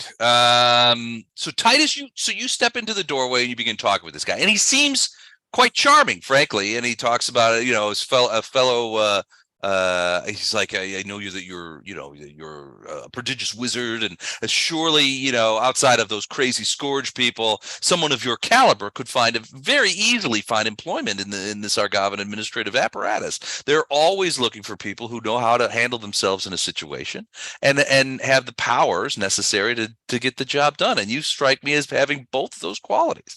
Well, I'd like to talk to you about that. Here's the thing, though. I can't trust a man or a person or a beast unless I can look in their eye. I would ask that you come closer so that I can see your face, so that I can see your gestures and read whether or not I believe you.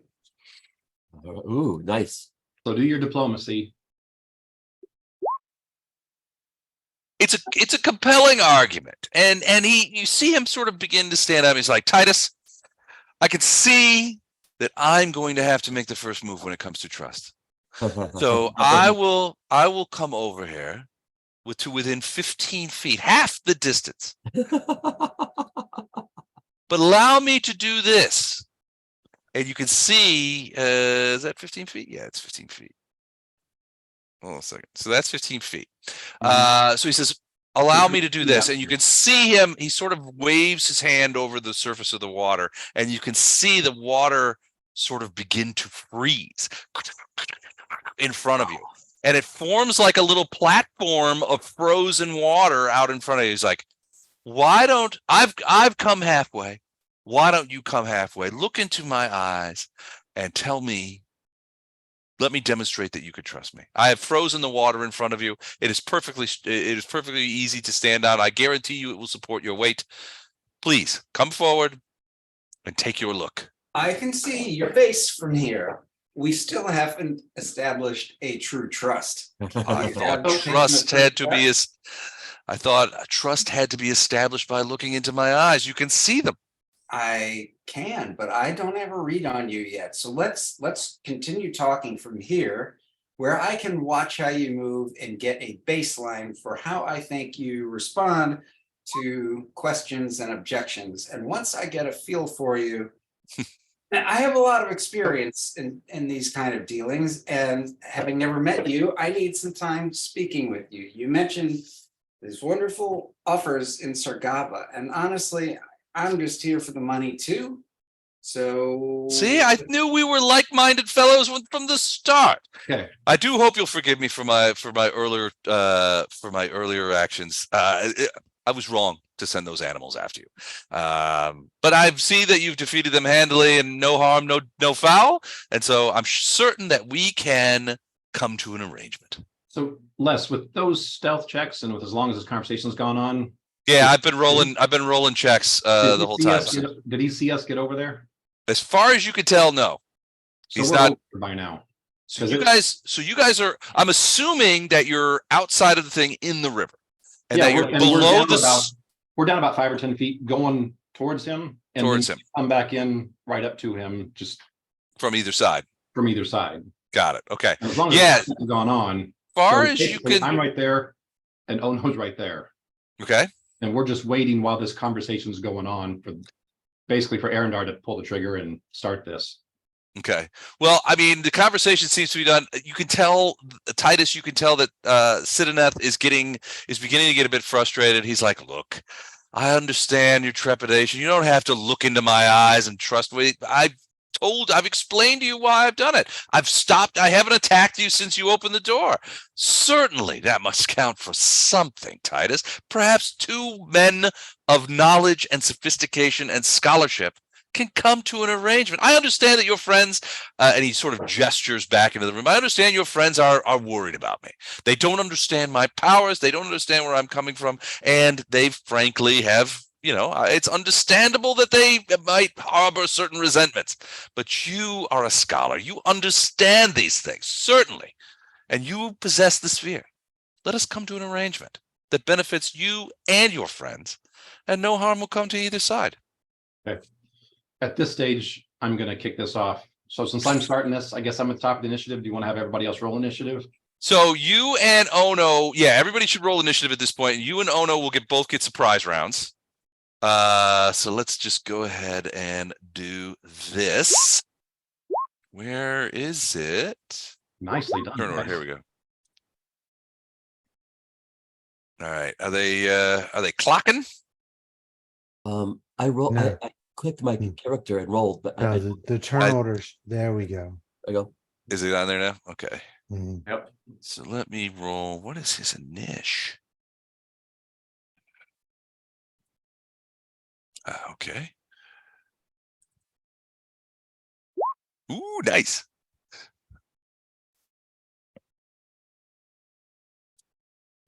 All right. Has everybody rolled? I think so. Yep. Everybody's in there. Okay. Let's go ahead and add a round thing in there.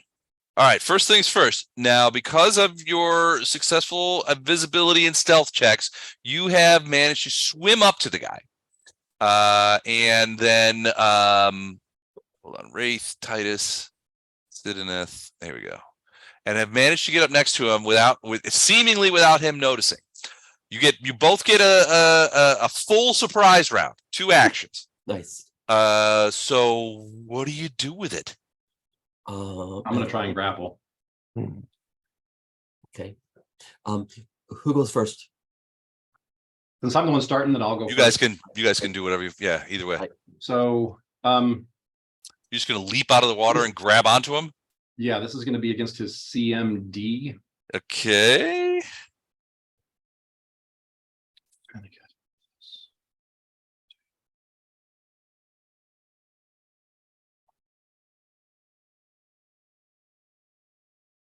All right. CMD, got it.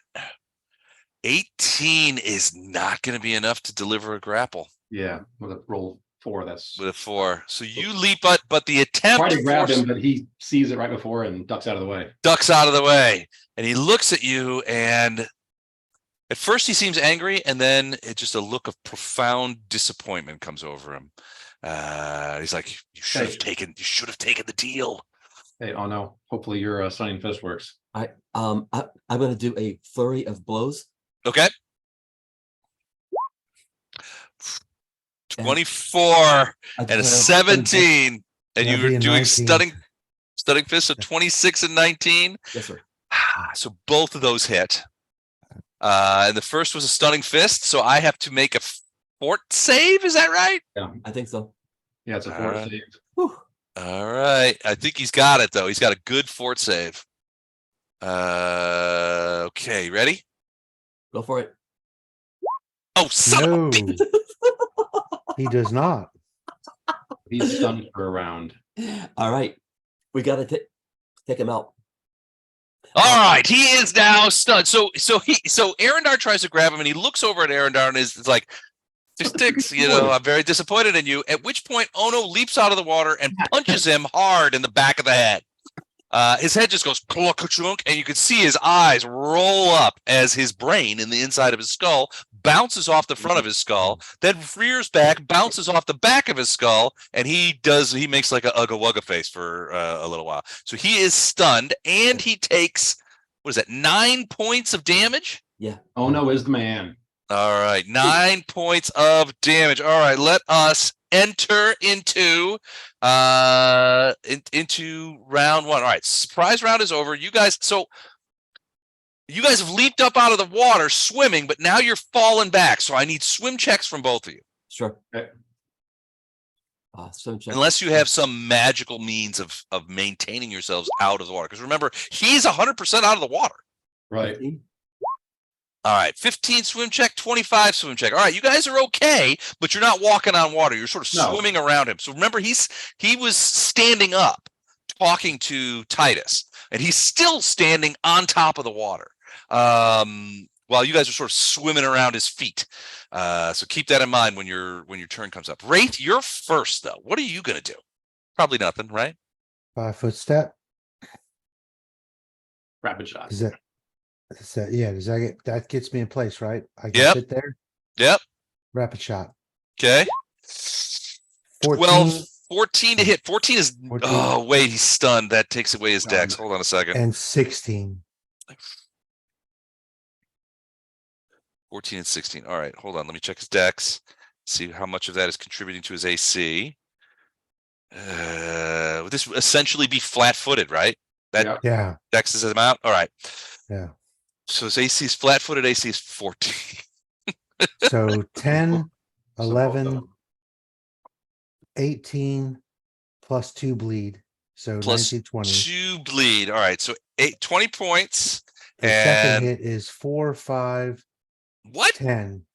It was Second is 10 points of rapid damage. shot, Oh, that's right. All right. So another 10. 10 points of damage. And the bleed doesn't matter because you can only get one set of bleed. So Okay. he Just 2 takes bleed. that, Whoops. right? Hold on. 10 and 2 That was bleed. too much. Yep, no, I got it back. All right, so those 2 arrows take him, hit him hard, and you can see you've nicked an artery in his neck. The first one hit him sort of in the chest shoulder area and just buried itself in there, and you could see he's sort of like shuddering. The other one nicked his neck, and you could see blood just pouring out. And he can't even. He's sort of coming to. He's like, "Holy crap, I'm bleeding." And I will let him know my mother lives in Gate Pass, you son of a bitch. All right, Titus, all that talk, what are you going to do with it?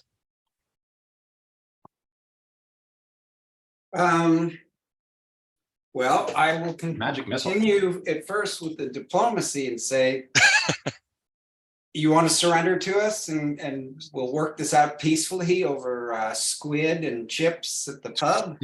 Squid and chips. So he can't speak right now. Yeah, he's sort of making he's- gurgling noises because he's trying to hold on to consciousness because Ono's punched him in the back of the head. So he does not respond. He does not respond. Okay. Not in any The intelligible magic missile, way. dude. Well, I don't think there's much do we want to take him back alive? If Magic possible? missile. What? Magic missile. I would be wanna nice. kill him, not take him back you want him alive. neutralized. Okay, I'll fire magic missile. All right, do it. It I is dare. done. I dare you. So you're 5th level, so it's 3d4 plus 3. I think it's 3. Yeah, 3. It's 3d4 Wait, is it- plus 3. Yeah. 3d4 plus 3. Okay.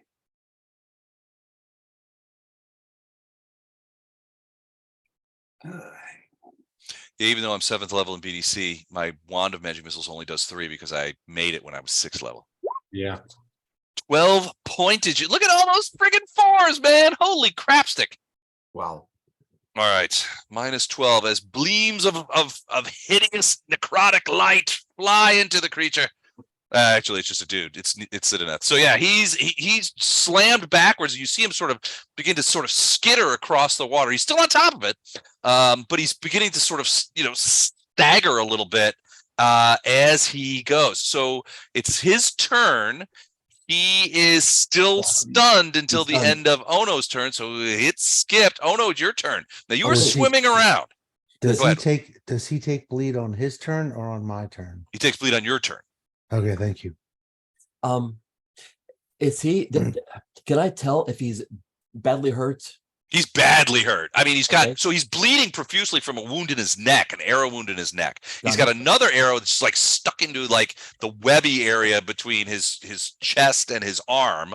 And Okay. that's probably doing some damage. And he's bleeding from that. He just got hit by 3 magic missiles Okay. that, you could see have done significant damage to him. And you punched him in the back of the head. Well, he had it coming. He was only complimentary to you guys. I don't understand. Except Ono. If I think he's about to die, I'll do non-lethal damage, and then we Okay. can bring him back.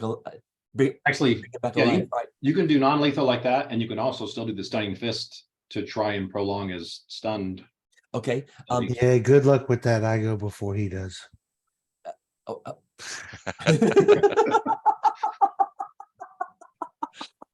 I will repeat. My mother lives in Gate Pass, you son of a bitch. well, He did say Gate Pass was history.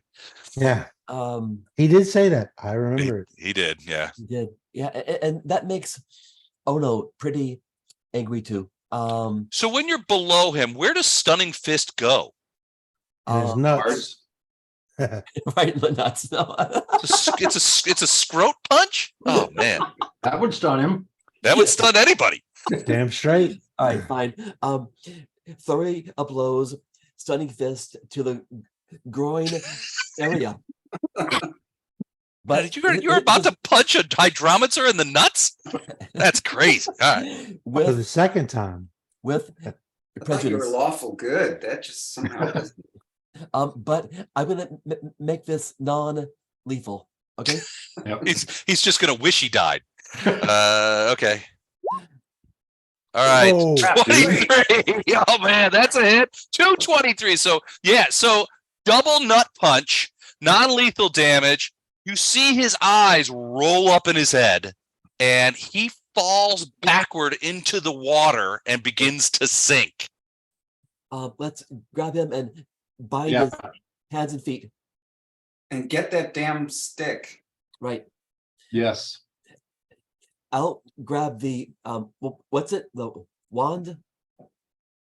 Well, I think you just punched him in the wand, didn't you? I mean, I guess we're out of initiative. And he didn't let go. you're gonna have to ask Titus to describe which wand you want retrieved. I will grab him and hold Okay. him up while Ono digs through and finds the wand and gets the wand over to Titus. Okay. All right. Now as you grab him, so no, you reach in and you remember seeing him, or Titus will tell you by Yeah. message that you remember seeing him put the wand in his thing, and it's just right there. There's a little pocket in his robes Gotcha. that holds it, and so you very easily find it.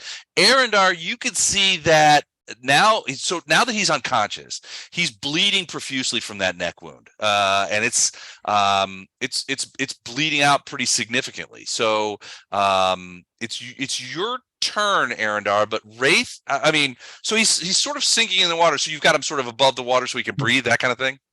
Sort of in one of those neck lock things they teach you to watch. Yeah. And I'm yelling at Wraith, don't shoot him. Don't shoot him! Don't shoot him, Wraith. Wraith, what do you do? why the fuck not? This is going to be worse for him than just death. It's true. All right, so you guys have him. Wraith, do you shoot or not shoot? No, Oh, wow. All right, Titus, you want to finish him off with a magic missile? Now's the chance. my Wraith is asshole, probably cussing me the entire way. my Bring asshole him back. brother said, "Don't shoot him." So I'm gonna move out here. Okay. Is there still the rope? The rope is still there, yeah. I'm gonna climb up to the top. All right. The moment that you guys knock him unconscious, you begin to see the storm begin to abate a little bit. Now it's still storming quite readily, but there's somehow his. Maybe it's because he's unconscious. Maybe it's because he doesn't have the control wand anymore. That somehow there's been a change in the storm. It's still storming pretty heavily, but it does seem to have moderated somewhat. It's still brutal, but not. It seems to be mellowing just a tinge. I'm gonna climb up to the top where it's dry, Okay. ostensibly because there's still rain coming down. Yeah, it's still pouring rain. Yeah. All right. Give me a quick climb check. Wet rope. Let's see. It's probably gonna be. You're probably gonna get like 40 on it, but Oh shit! Hang on, I gotta see what my climb is. Yeah, I'm the climber. Okay. Yeah. D20 plus 2. 10. okay. Yeah, no problem. You get up the rope. There's a little bit of a struggle, but you do reach the top. Yeah. And then where is the water level in comparison to the top? To the top, probably 22 to 24 feet below the edge. Oh shit. Well, get him to the rope so we can get him up here. Yep. If you've decided he lives. Well, he's bleeding. Yeah, Arendar, he you takes can- 2 points of damage. Yep, I just took him off. So let me check his con. Can we use a scroll, Oh, healing scroll? that was like not lethal these? damage. So it starts at the hit points that he had before. Yep. That attack. So he's technically positive, even though he's knocked out. Right. Yep, I'm tracking it. So, and actually, okay. But So- the blood's flowing pretty staunchly Right. out of that thing. He's starting to look pale too. So how many rounds does it take? I can swim at half speed, right? Is it a quarter speed if I'm dragging him? It's a quarter speed if you're dragging him. The river is pretty rough too. I mean, it's bouncing around. There's a lot of flow. Okay, here's my Yeah. swim check. Okay. Wow. Well, that's pretty solid swim check. So yeah, I'm you're motorboat okay. right over there. Not motorway him. I motorboat right over there. Over to the rope where the door Over is. to the doorway Okay. and get him up on the doorway. Okay. And then I'm gonna have all of us try a heal check just to stop the bleeding. Not to heal anything, just to stop the bleeding. Okay. Why would you Alright. stop the bleeding? You hear yelling from up above. Why are you Oh. stopping the bleeding, idiots? All right. So He was cursing me the entire way over. oh yeah, almost certainly. All right, so Wraith, you're up at the top. You don't look around. You don't see any. There's no people up there. There's nobody coming to help this guy or anything like that. The rest of you are over here, sort of half in and half out of the river and the doorway. Go ahead and do your heal checks I to was try gonna and say, all three stop of that us- bleeding. Yeah, Titus, me, and oh no, can all try medicine checks. One of us has to get a 15 or better. Okay. Fumble. 13. Ooh, close. Dang.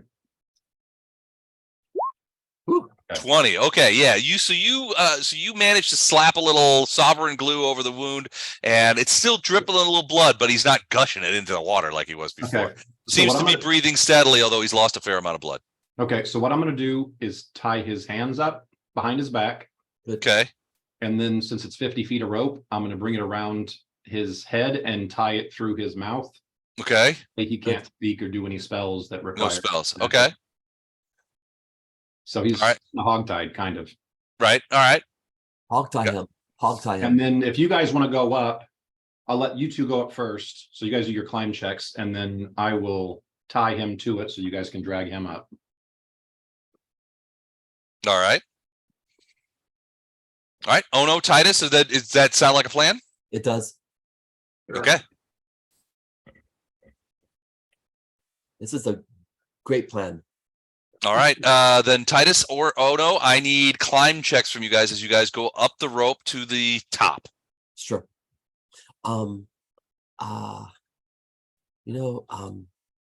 Right here. Climb. Really? All right. Oh no. You get about halfway up and you slide Fall off back the in the rope water. and fall back into the water. So give me a swim check when you have a All moment. right. Son of a gun. All right. Fine. Oh, all right. Great. Now I'm gonna drown. No, nope, you're just swimming around in there. It's pretty rough and you are choking on a lot of water. You didn't expect to be back in the water so soon. Titus, how about you? Give me a climb check. Oh, a climb check. Okay. Yep. Yeah, you're trying to climb up the rope, follow Wraith up to the top of the building. Oh yeah, no problem. You just shinny right up there. Oh no, I'm assuming you want to swim back over to the rope and give that another shot. Yes, please. All right, Climb check. another climb check. Yes, sir. Really? That an 8 will work, All right. but it takes you a while. Your hands are muddy. The rope is slippery. You slip down a few times, but finally, Titus and Wraith are up at the top. And as soon as you get close, they reach down, grab your arms, and yank you over the side. I'm a monk. This is Okay. everything. Right. Maybe you're a land monk. Yes, I am. Yeah, Oh, one of the land he's monk. land guys. It's like the Yeah. land guys in the Coast Guard. That's right. Okay. I helped the Right. guy that we were rescuing, Okay. and I basically say, "Do you just want to like grab onto the rope and we'll have them pull you up?" What, to Sidoneth? He's not quite conscious. He's still pretty woozy. no, the guy that we rescued. Oh yeah, I forgot about him. I can't imagine his climb skills. Yeah, he can't climb. He's gonna have to be pulled up. Okay, so I'll wait down there with them while they pull him up. All right. Takes a little while. He's pretty weak. You have to sort of do Nice thing is like he a weighs little like 20 pounds. So yeah, he weighs like next to Yeah. nothing. But it's yeah, fun. you Right. it takes a little while, but you eventually get him to the top. Then the rope comes back down. I tie under his arms, just basically a circle around his arms. Okay. And Around then- the prisoner's arms? Yeah. And Okay. Ed Wraith and I are going back and forth 3 times. Don't kill him when you get him up there. Don't kill him. I'm gonna fucking kill you when you get up. We don't make deals with hydromancers. All right, and then how are you? So are you attaching Sidoneth by his arms, like Basically, up to the yeah, rope? rope's coming down, and I'm just doing a loop around under his arms. Okay, like He's sort already of got his arms under his tied down. armpits, kind of thing. Yeah, under his armpits, because he's got his arms tied behind him, so they're not going to go up. So he is conscious. So he's looking. You know, he can't say anything because you've gagged him, and he's tied up. But he can, to a certain extent, assist. He doesn't. Oh, he's not gonna. I'm sure he's not gonna assist, but he wants to be in the water. Yeah, he definitely wants to be. Well, that would be the smart play on his part to sort of unlock himself from that. Yeah, no, I'm tying really well, so he's not getting out of this. So you're basically tying him to the drag rope. Oh yeah. Okay. So that he can't like just let go. No. Okay. All right. That takes even longer than I'm quite certain that Wraith on the way up like smacks him against the wall like 6 times. Just I'm not killing him. Well, he's conscious, but he's pretty beat up, and there's a big bruise forming on his face. The arrow is still stuck in him. The first well, I figured you would. You give it a little wiggle every time he gets too mouthy. You have patched up the neck, so he's not bleeding, but he is. Yeah, he's in no shape to sort of thing. And gagging him and keeping away from water, I think, is smart. Right, it takes a little while, but yeah, I mean, you guys eventually like winch him up to the top with your ropes and get him, and he just sort of lays on the ground. You could tell he's exhausted by the effort, but you guys got him, and then you go up. Give me a climb check as you follow. Yeah.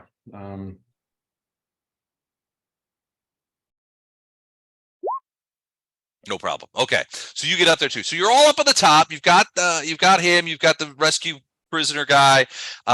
It's still pouring down rain and that kind of stuff. It's still, and it's a long walk back to Sequin proper. Yep. At this stage, I lay him on his stomach, set on top of him, okay, blindfold him. Okay, and then I'll untie the rope around his mouth. Okay, and I say, "You're gonna tell Titus how to use this contraption to stop this storm." All right, I will. It's fairly easy to do. Don't injure me anymore. The arrow was still in him, so I was like, I can still push on this. So yeah, and you give it a little twig, and he's like, okay, tell Titus how to stop doing that. I understand your anger. Please don't do that again. If you could remove that thing, that would be wonderful. I'd be forever in your debt. You know what? We might after you tell him how to stop this storm. I'm going to put a dagger to his throat. You don't understand my anger, but you will if you don't do what you're told. All right. I'll do as I'm told. They stopped the bleeding that I caused you the first time.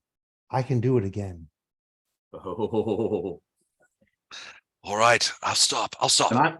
Take that dagger away. I mean you no harm. Well, anymore.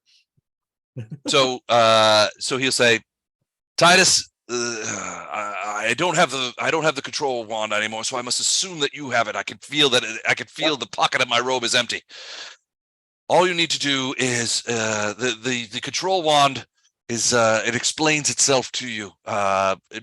Bend your energies as you would in a scry towards the controlling of the storm, and you will and with the wand in your hand, you will find yourself able to dial in various things: the storm up or down, the rain, hail, sleet, what have you, even lightning and thunder.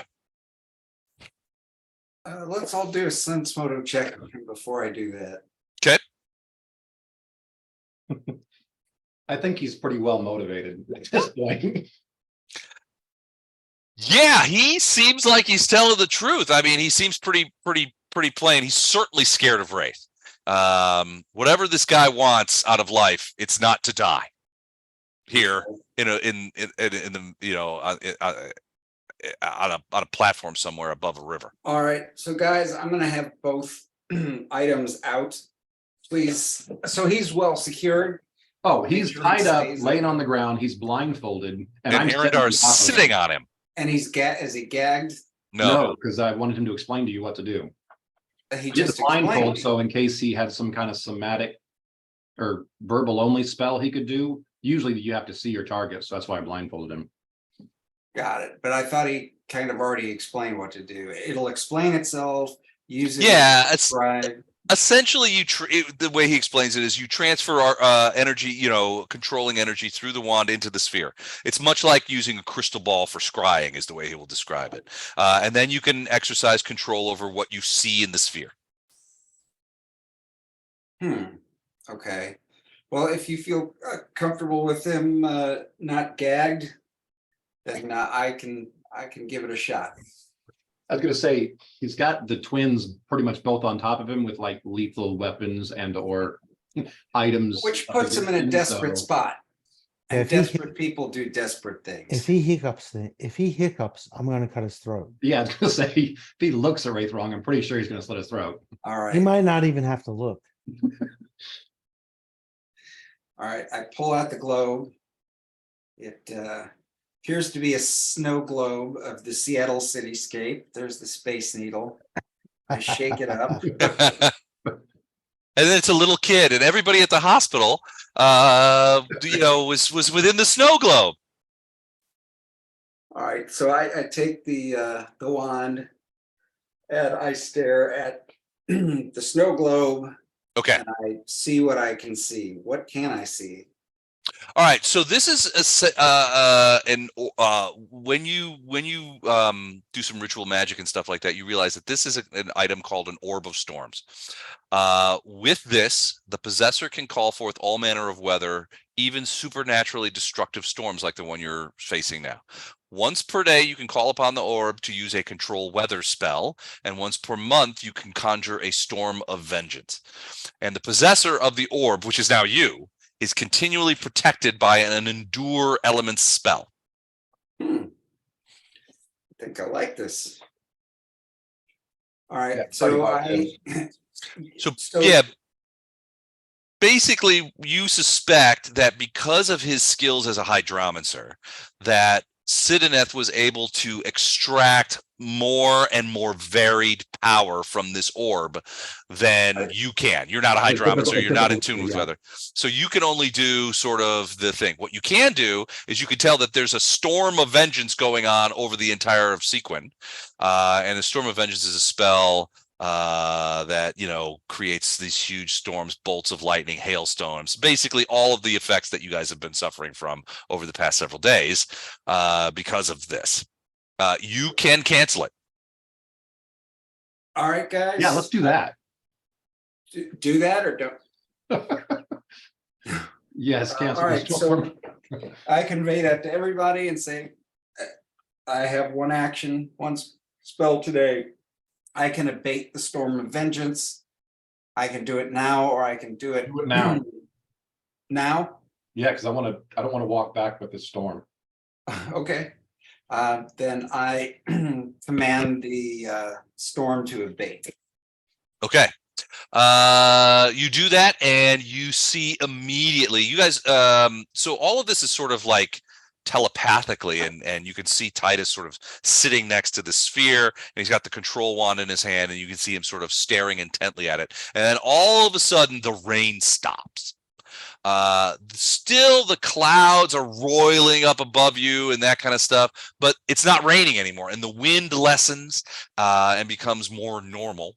And off in the distance, even over the river, you see what look to be the first little gleamings of sunlight peeking out from behind the clouds. And it only takes a few minutes when the clouds above you begin to sort of dissipate and break apart, sunshine begins shining down, and the temperature starts to rise, and that kind of thing. So yeah, the storm has abated. Nicely done, Titus. Nice. Well done. That all you. Good job. Good job. Although when Right. you're writing down points, I did it all by myself, Wes. Oh yeah, with the way they tell it back at Sequin, it was all Titus. Mhm. All right, so you guys find yourselves, I mean, you're at this sort of this cliff edge prison area on the edge of the bad part of Sequin, right? Remember, you guys are let's go to The storm is map. gone. The storm has broken up and is now gone. Can I kill him now? Oh, Because So you- I thought we I got a want more bounty than for him. death What do is you mean? just so quick to him. What do So you mean? you got- No? you I want guys are him- here. I want him to suffer for what he helped put in place for our town and for, yeah. I can make him suffer. No, you're gonna make him suffer for a second, then he's gonna die. I Well, want now him to wait a suffer for second. I long don't. He's time. like, excuse me. Perhaps there's no need If for you suffering. speak, if you speak another word, I'm going to behead you. And I've got no Shut more Band-Aids, dude. the fuck up. I'm fresh out of Band-Aids. Wow. So All right, guys, he's he shuts up. complied. Let's take him to the Lyceum and see what kind of bounty. we So, can get for we're him. gonna take a stop on the way back, though. We're gonna find the lady with the kids. Mhm. And we're bringing them back with us. Okay. Great, more mouths to feed. And we're basically gonna tell her, stick with us. Once we get done at the Lyceum, we'll get you guys all cleaned up, and then we're gonna go make sure you're taken care of, and then we'll get information about the dudes that were causing her issues. Okay. All right. So you begin the relatively long trek. Well, it's not relatively long. You go and pick up the woman and her kids, and the younger boy is like, You still got the I little didn't think dagger I gave him? these guys still got the little dagger. Yeah, he's been protecting his family, and so she gathers them up and she's like, I don't know how I can thank you. I don't know if this. And she points up into the sky was your doing, but if so, you've done not only me but everyone in this town a great service. And you tell her, come back with us and we'll protect you and that kind of stuff. And you can see that she's a little bit trepidatious. She's like, I don't know these guys. They're armed to the teeth. Now they have a bleeding guy with them. Maybe this isn't a guy I want to date. But I can go back to the city with him, and then so she's a little bit worried, but considering that you guys gave her food and weapons and stuff like that, she's mollified and she follows you back. That guy with the wagon that brought you out here, remember the sealskin wagon and everything? He's still waiting here, and he's outside. He's got a big pipe in his hand as you guys roll up, and he's like, "This you're doing?" I pointed Titus. Well, Master Titus, you've done a hell of a job here. You've finally all that water away, and you can see he's got some of his clothes and jackets are sort of like hanging on the wagon trying to dry off because he was soaked to the bone, and he's got his pipe going. He's like, I reckon you'll be needing a ride back to Sequin. That's the case. If you can get all of us. Oh, we'll make it fit. Howdy, little lady. Taps his soaking wet hat at the woman and then helps her aboard, and you guys all sort of clamber aboard the wagon. I'm going to stay with the guy and keep an arm around him like at all times. The wagon guy? No. Oh. Our prisoner. Sidoneth? All right. So I'm not letting go of him, and I've pretty much got him within arm's length at all times. Okay. As you guys approach the city, the city proper, you begin to see that people are out. You do see a lot of people out as you go by near, around the as you enter into the city. I'm assuming you're heading for the Lyceum. Yeah. All right. So as you get into Sequin, you see a lot of people are now out and about, and they're sort of like examining the damage to their homes. They're picking up, fallen tree limbs and stuff in their yards. They're cleaning up, but everybody seems to be relatively happy. Oh, real quick, Titus, you got some kind of like scrolls or like paper or something with you, right? What do you mean? Just say yes. Yes. And Oh, those ones, yes. yes, we give it to our prisoner. And I write something that says, I hereby bequeath to my favorite friends, my home, and whatever else we were going to give. I don't know. You have to do that because Simeon has already offered you that home. That's what he did before you left. Yeah. So it's forfeit. Yeah. I just want to add insult to injury, so I want him to sign a document that says we're his best friends and that he's given it to us. All right. He looks at it with one eye, never leaving Wraith. He signs the papyrus. Sweet. Okay. All right. So you guys get back. There's people out and about, and they're sort of repairing the damage. You actually don't make it all the way to the Lyceum before you see two soldiers on horses, and you recognize as those guys that work for Simeon at the Lyceum, the guy who's in charge of like Lyceum security and his adjutant, and they come back, and he sort of they sort of ride over to the wagon. They greet you. Greetings, welcome back. I see that and he leans over and looks at Sidoneth and he's like, I see you were successful. I'm very glad to hear it.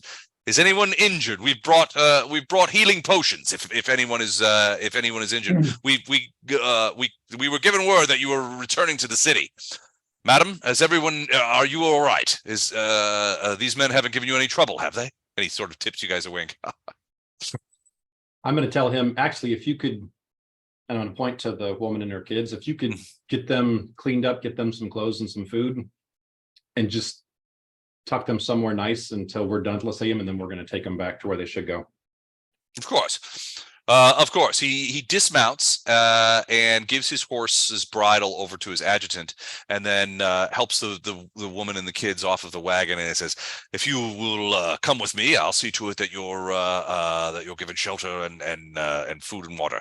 Tell me your story." And as they walking away, he's like, "Tell me what has transpired with you that found yourself in the possession of these miscreants over here." And he laughs a little bit, and they sort of walk off into the. Okay. Into the town.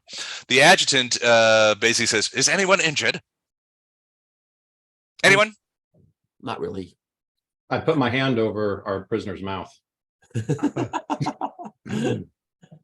He is like, you needn't worry. I wouldn't waste a good solidly made healing potion for the Lyceum on a worthless piece of traitorous dreck as this. Wow. Follow me then. And he leads you guys into the city. So you guys get to the Lyceum, and the gates are open, and you see people working along the grounds. Simeon is actually outside. He's like, "I knew you could do it. Welcome back. I'm glad to see you, and I see that you've brought me a present." He goes over and says, "Sidoneth, I'm almost saddened by the fact that they did not allow you to escape justice through death. For justice will be swift, and there will be no mercy, even though that we were once friends. I know not why you did these things, but we will find out soon enough." And he glances over to a couple of soldiers, and they come over. They remove, as long as you're cool with that, they remove Sidoneth from the wagon and take him into the tower. Okay, I say, I'm going to be very upset if he gets away from you guys. Just letting you know. Oh, let me assure you, he is not going to escape us. We have a great many things to talk with our former Hydromancer about, not the least of which is why it was that he decided to turn against the city of his birth and throw in his lot with the Sargavan infiltrators. And he knows a lot about their plans. He was telling us about them, so make sure you get that information too. Trust me, we will extract every scrap of information that he has about the Sargavans and their aims. Believe you me, our interrogators are qualified and expert. Now, and if you need anyone volunteers for the execution, I pat Wraith on the back and I said, "I've got a volunteer for you." He can tell that Wraith is still probably angry about all this, so he's like, "Arr." So he's like, you've had a long day, I could see. If you'll come with me, I have food and wine already prepared. Some things have been happening in the city that you probably need to know about. Please follow me." And he walks off into the tower. If you follow him, once you enter the tower, you're immediately provided with dry clothes and given a place to change. He's like, please, get out of those wet clothes and meet me upstairs. And the servants will bring you, and you change out of dry clothes and go upstairs into his main office. There's plenty of seating, and he wasn't lying. There's hot food, stew, fresh bread that's still hot from the oven, and plenty of ale and wine to assuage even the doughtiest thirst.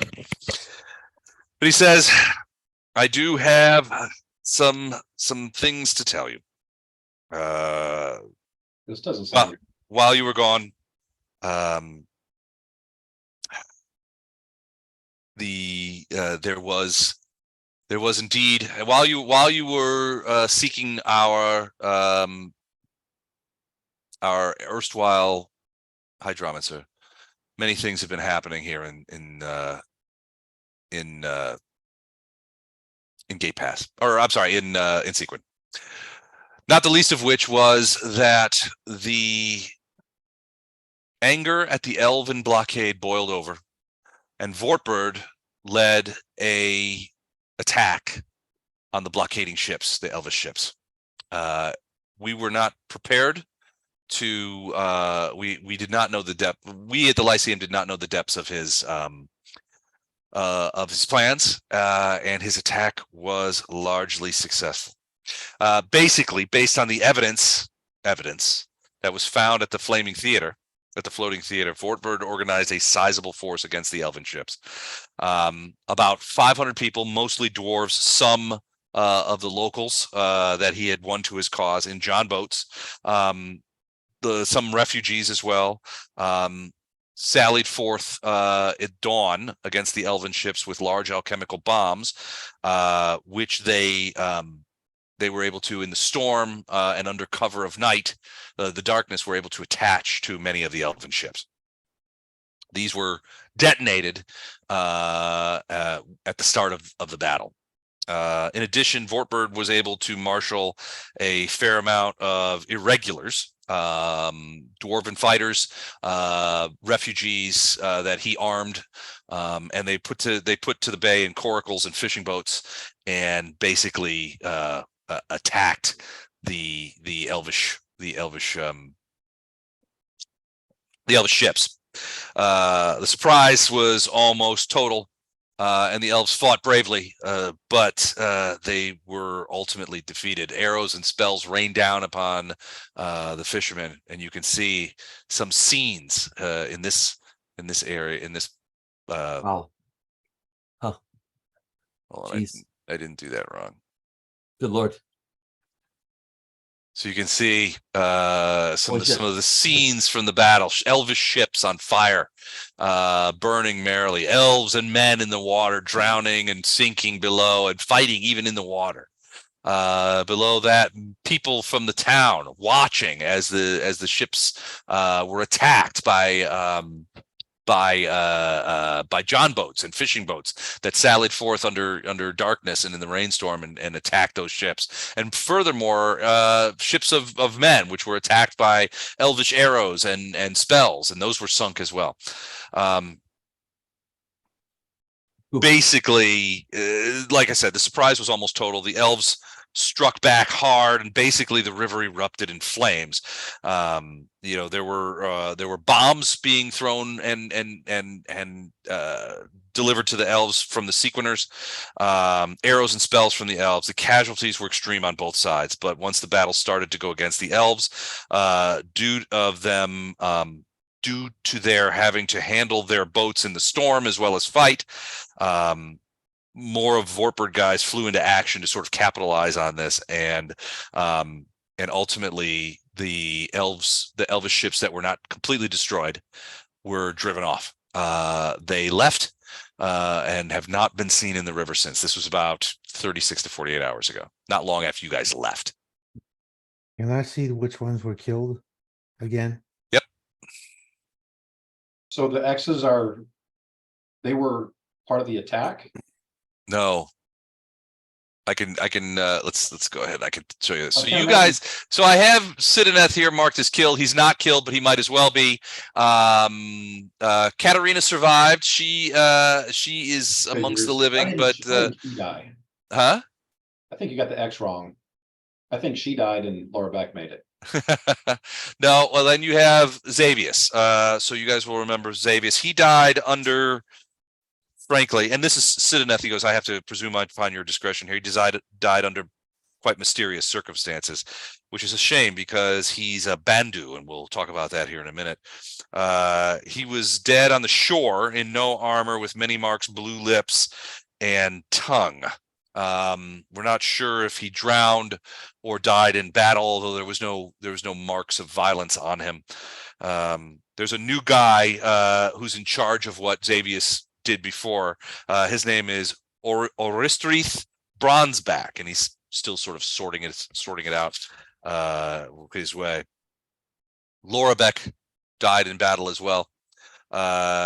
She was So was she trying to attack the ships too? we don't know at this point. It was very confusing, the attack. No one from the Lyceum, or at least no one will admit to having been part of the plans. Laura Beck, we're not sure. She was found dead in the water, washed up on shore with several elvish arrows in her. Her body is now among her people, and they are preparing a funeral for her in a couple of days. We're not sure how she died, but she was shot in at least 2 or 3 places with elvish arrows. Shalosna, she lived. We don't know. She certainly wasn't found among the dead elves.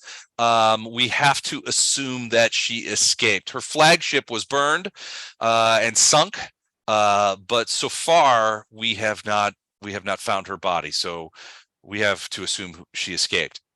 If Simeon's alive, he's talking to you. Yeah. Okay. Oh, sorry. So basically, he says, "Look, Shalosha is the one that worries me the most. Although all of the dead all of the dead amongst this particular page are worrisome, in that Shalosha, if she died, her father will be seeking vengeance. If she lived, she has now gone back to the elves and told them what transpired here, and her father will be seeking vengeance." And Sidoneth, you said he didn't die. He had an X. You guys, well, yeah, so when I made this page, I assumed that you guys would kill him. So he doesn't have an X. So he is not dead. So I'll take the X off him. So he's still alive. But yeah, so Xavius, Laura Beck, maybe Shalosha are among the dead. There were a fair amount. I mean, a lot of elves were killed. You know, a lot of some dwarves, but Vortbird has been proclaiming victory throughout the town. Frankly, if anything, he's won even more townspeople to his side. Victory has a way of doing that. Right. So Vatbird's still alive. Vortbird is definitely still alive. Oh, okay. Retard. Yeah, he's ensconced among his people right now, but he comes into town quite a bit. You know, to rile up the locals, and frankly, a lot of people have sort of swung over to his side. He's an unpleasant man, an unpleasant dwarf to be sure, but he has and talks about it quite a bit. He has, as he says, thrown off the elvish yoke and freed Sequin again. Wow. Made Sequin a free town again. And there's Arendar's girlfriend is alive. Which one is that? Katarina. Oh, Katarina, yeah, she is. Yeah, I've spoken to her. She's not here at the tower right now. I assume she's still in Sequin. I haven't seen her, but she definitely did not die in the battle, the river battle. Okay.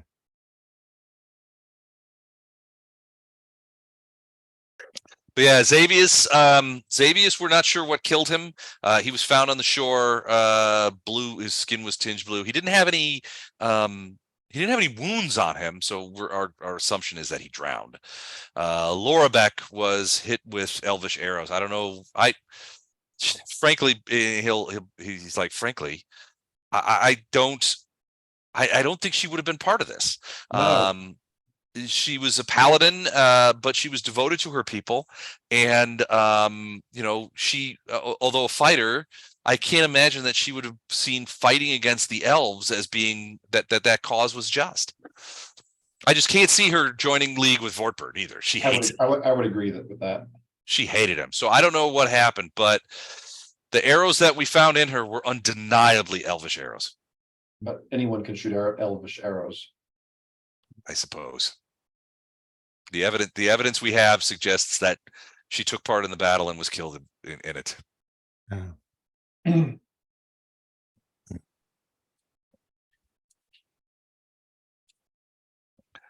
I'm sorry to bring this news to you so quickly on the thing, but I want to tell you that, you know, this city is grateful to you for what you have done.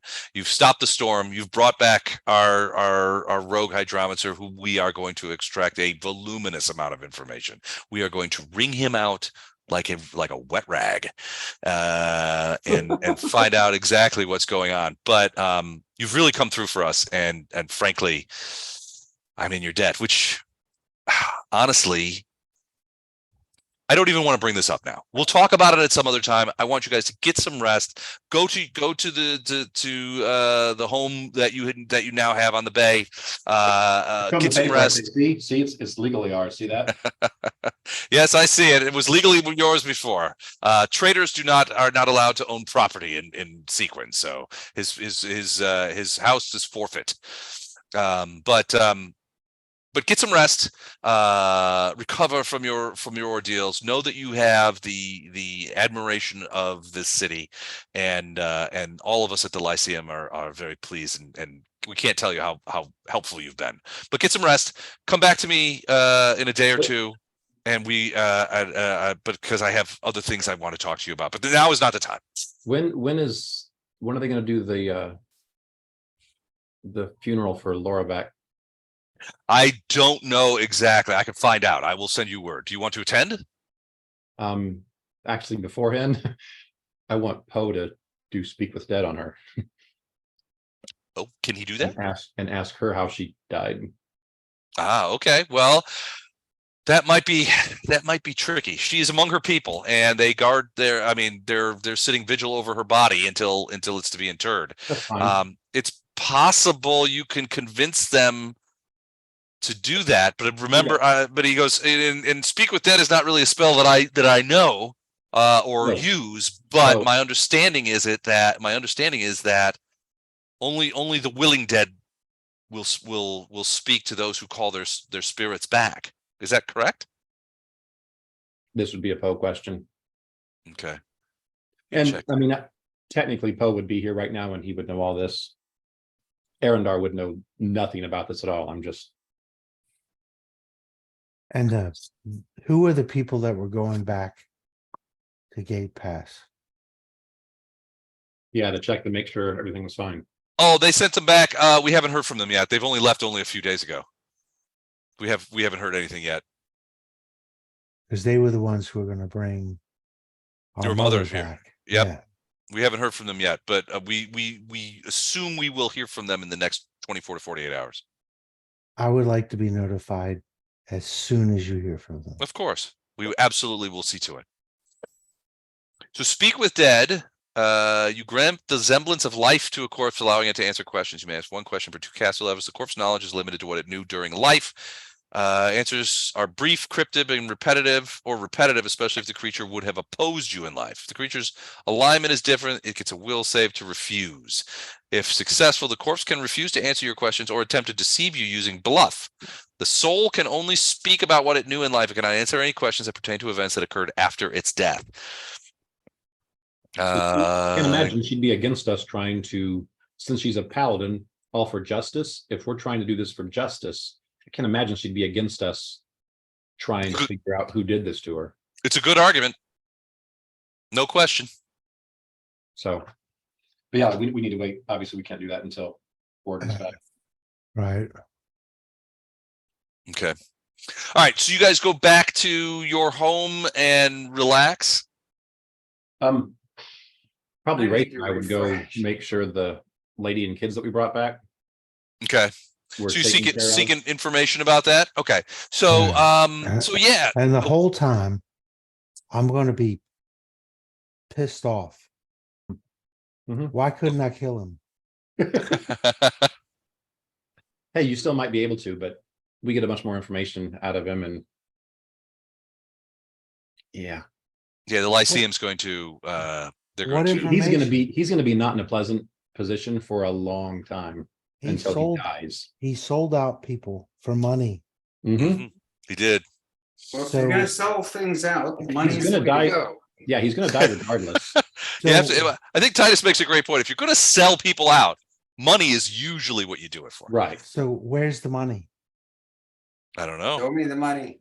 Wasn't in his house. He said he was going to get it. He didn't say he had it. Well, we could use that money. Like, yeah, we could. To feed the refugees Mm-hmm. and help the people out from Gate Pass. So where's the fucking money? It wasn't on him. Yeah, it wasn't on him. So why couldn't I kill him? Because you can't find money. You can't talk to dead people. Well, yeah, just talk. You just said we could talk to dead people. I don't know. Ray's making a hard argument here. He's got some good points. I got to tell you. Yeah, Yeah, you're Um, irritating. let's go talk to Simeon and say, hey, we need to ask him questions of where his money's at, because we're gonna repurpose it. If you're gonna open that, hey, by the way, if he mentions money, let us know, No. because we like. We'll tell Simeon we're heroes right now. We just saved the town, so he's gonna let us Yeah. talk with them. Sure. So let's go find Timon. So I did want to ask you guys, did you guys search his body Oh, we during took the everything trip he had. back? Okay. Yeah, we So took everything he had. So Titus has the Orb of Storms and can control it. And I don't know if you want to, well, certainly Simeon would ask you if you want to sell it to him, because something like that would be valuable. They're going to have to hire a new hydromancer to sort of handle the port. So, And he's got the Wand of Storms, right?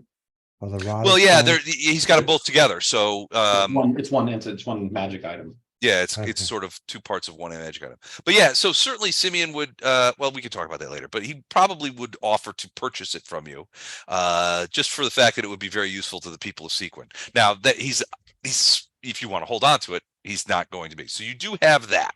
Let me also tell you what else he had on him. Wraith, you're writing this down? Yes. So he had bracers made out of some sort of skin, maybe catfish or carp skin, that are magical, +2 bracers of armor. Wow. Wow, nice. He had a ring made of extremely hard seaweed, a ring of swimming. So a ring of swimming. Let me tell you what that does. You might want that. You guys might want to give that to Ono, considering how much swimming he does. Falling off ropes and whatnot. Ring of swimming. It grants the wearer a +5 competence bonus to swim checks, while worn. He interestingly had a pouch, a large pouch, which inside contained 20 small spiked discs. I can't speak. Sorry. It's watermelon and dicks tonight. So. I apologize on behalf of my lips. But small spiked discs that, you could throw like shuriken. Huh. He never threw any of them at you guys. We didn't give him a chance. Yeah, you guys didn't give him a chance. He has he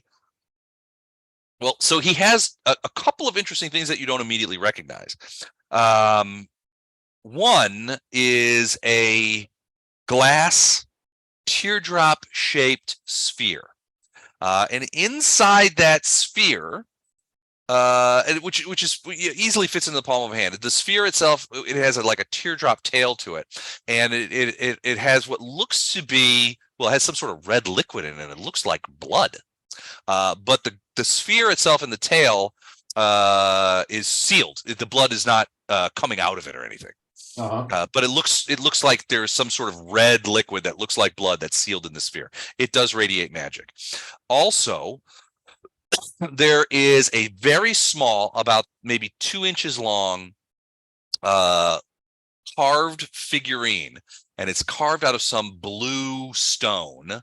A small creature, 2 hands, 2 feet, with a vague sort of bull-like face and horns sticking up.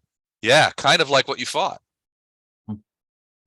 So it must be a figurine that, like, probably once per day or something like that, you can summon it and have it fight for you or something. It's possible, yeah. It certainly radiates magic. I'm assuming that that Titus is going to take the time to do ritual identifies and identify exactly what these are. Absolutely. All right. So the sphere, the sphere with the blood in it, is something called Tide Reaver's Tears. This glass sphere appears to be filled with blood. The bearer of the sphere can, for about an hour a day, travel through strong wind or water currents as though traveling through calm air or water. The sphere has to be held in your hand to make this work. But you could pass through so in this case, I mean, water maybe not, but you could pass through strong wind. So wind wall or things of that nature. If you were holding the sphere, you could pass right through it. So what's it called? It's called Tide Reaver's Tears. Now we have two of those. You do? Yeah. We had that before. We did. I thought I saw Uh-huh. that on your list. Yep. We were working on selling that Okay. because it works for ships. It does. And the one Elven captain wanted it, but he didn't have the money to pay for it. Now you've got two. Now we have two of them. And they look almost like a match pair. And Again, the carved figurine. The carved figurine is something called a copoescent gem. Now I can't. Now I'm choking. So a copoescent gem is similar to Can you spell that? probably not. Copoa. So it's Kopoacinth.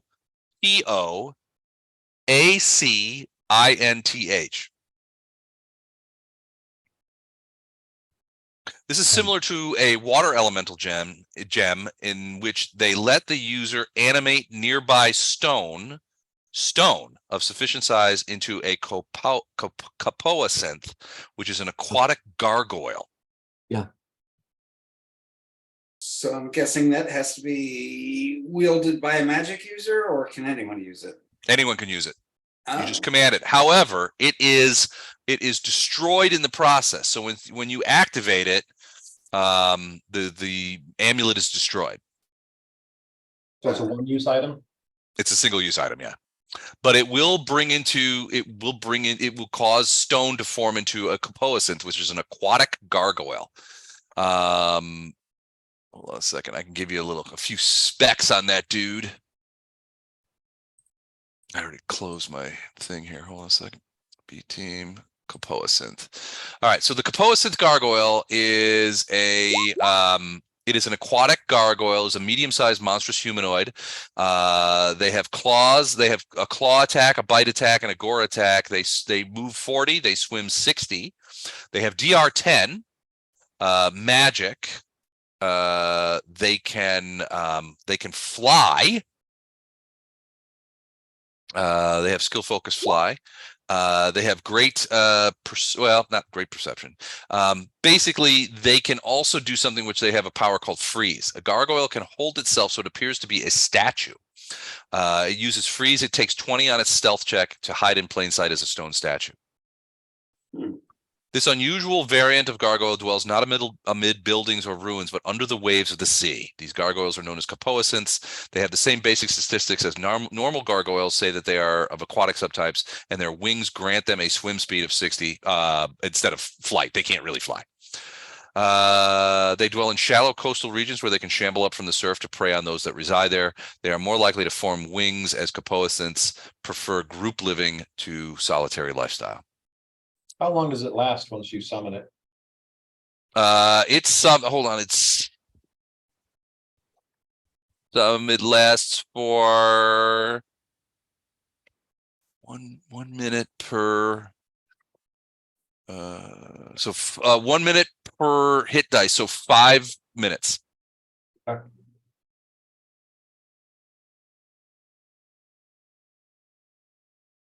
And that's all he had on him. No money. Just And magic what items. about the small discs? The small discs are not magical. You suspect that they are actually throwing discs, shuriken. Okay. They're quite well made, though.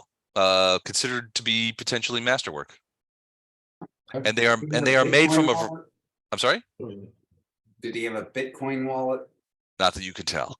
The shurikens, there's 20 of them, and they are masterwork, and they are made from different materials. So you have 5 that are made of silver, 5 that are made of iron, one assumes cold iron, 5 that are made of some sort of bluish steel, potentially mithril, and 5 more that are made not of metal, but of some sort of bone.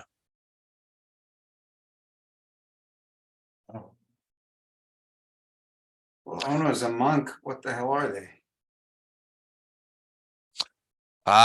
Eric would recognize him. He would probably be the guy that points out that these are shuriken. These are throwing stars. There were men at my monastery. There were monks that I graduated with who specialized in using these weapons. It's possible that Sidoneth was part monk. Wow, okay. How Which would much was what's his name? Simeon, how much was he offering to buy that weather thing for? The Orb of Storms? He's very interested in it. So he offered as high as 20,000 gold pieces. Okay, no. It's not even half. That's a lot of money. Yeah. Okay. Yeah, but So it's a lot if of you want to mark power. that down just in case, so as we try and figure this out. I mean, right now, I think most, if not the whole party, I don't know if any of us really have like a magic weapon or anything, so. It might be worth it to sell just so we can. At least get basic magic stuff for us. Yeah. Oh, come on, you non-magic users. That's a powerful piece. No. All right. That was what he had on him. That is what. Now the storm is over. You guys have solved it. You're back in Sequin. And you're resting comfortably and availing yourself of the thing. The word has gotten out to you about you guys that you guys have stopped the storm, and you're lauded. Most people know who you guys all were already because of the incident at the theater, and now you come back and you're even more everybody in town is very pleased that you're back. They're pleased with you successful. You can't buy drinks, you can't buy food. Everybody sort of swings into action. Nothing untoward happens to you guys. So can I reset everything at this point? Yes, absolutely. Okay. And that goes for hit points too. You guys are patched up if you're down hit points. You do on a couple of occasions the next day you don't see Vortbird, but you see people, dwarves in town, who are sort of like laughing among groups of men and dwarves, talking about, we defeated that kind of thing. Come, join, and in some cases they're actively sort of recruiting among some of the poorer members of the town and in the refugee camps. They say, join Vortbird's army, the army of Sequin. We will take the fight to the Sargavans and we will defeat them on the field of battle. Join us, and frankly, there's a fair amount of people doing that outside of the city and outside of the town proper, out in the fields where the refugees are. You can tell that there are groups that have started like drilling. Soldier training, that kind of stuff. They've scrabbled together weapons and like weird patchwork armor and that kind of stuff. But you can also, as you pass some of the blacksmiths are making weapons, and frankly, you're like, well, how are they getting money to make weapons in quantity for these people? And somehow it's come to that. So, but yeah, essentially, Vortbird is starting to put together a militia made up of a combination of his dwarves, refugees with capabilities, male refugees who can swing a sword, and various townspeople have sort of swung over to his cause. And you can see this in various places throughout the town. The blacksmiths are making weapons. There's active, dwarves are coming through town actively recruiting men, as fighters and that kind of stuff. Fight for Sequin, fight against Sargama, fight for your land, that kind of thing. A lot of very nationalistic, jingoistic kind of things, and they're actually sort of referring to themselves as the army of Sequin, and sort of putting things together. And they are, you've seen a couple hundred people at least out in the fields, sort of training. I see. All right, and it's after 11, so we'll stop there. Questions before we go? That was fun. Thank you. I might have Chuck send us a list of email of what we got, and then we'll discuss. You said before that Simeon said that with the Lyceum being there, they would make magic items for us. They can, yes, absolutely. So, might want Are to start you- a conversation just You're thinking sell, maybe for the orb, maybe trade is a better way to go. Right. And maybe we can, you know, hey, give us this, you know, we'll give you this item if you can get us, you know, these 3 items or, you know, whatever, we'll come up with something. That's, you Yep. know, comparable priced or whatever. Yeah, he's like, look, I mean, if you bring this up to him, he's like, yeah, absolutely, I'll make you a very fair deal. Okay. You've done this town a huge service more than once. Yeah, we could talk, yeah, about good pricing. Sounds good. Cool. Thank you. All right, sounds good. We'll see you guys soon. Yes. Yeah, thanks, Les. All right. Thank you. Good night. All right, see you guys. Bye, guys. Hey, John, What's going on, brothers? how you doing? We just finished. Oh, you did? Yeah, we just ended up. So the guys managed to capture the rogue the traitorous Hydromancer. Sequin trucked him back to Sequin, turned him over to the authorities, but found themselves in a political minefield. The Elvish blockade had been defeated by a group of about 500 dwarven regulars and fishermen who had somehow obtained a bunch of alchemical bombs, which they attached to the elven ships, sinking many, causing a huge battle. But many of the leading lights of the town were also killed during the battle, some under mysterious circumstances. That is very mysterious. It's very ruddy mysterious. How are you, Ben, man? It's been a while. Yay. So tonight was B team, which is what venue? Pathfinder 1, Pathfinder 2. Oh, Pathfinder 1. Okay. So basically D&D 3.5. Yep, 3.75, I guess. But yeah, so we've been playing this for a while, and B team is the one that when A team finishes up, which I'm hoping will be done by the end of the year. What we're going to do is, instead of starting a brand new campaign, A team, we're going to make B team, A team, and we'll do it twice a month. Yeah. So I just finished up PF2 with Don. Oh, how'd it go? Oh my gosh, it's so much fun.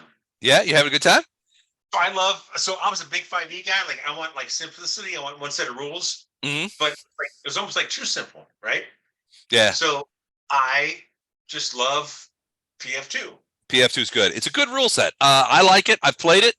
What I haven't done is DM it, and that may be just trepidation on my part. I haven't DM'd it yet. So maybe come in. So if there's a B team off night and Don's available, join in the next Okay. 4 or 5 minutes. It is really cool. Yep, I will have to check it out. I'm glad you're having a good time.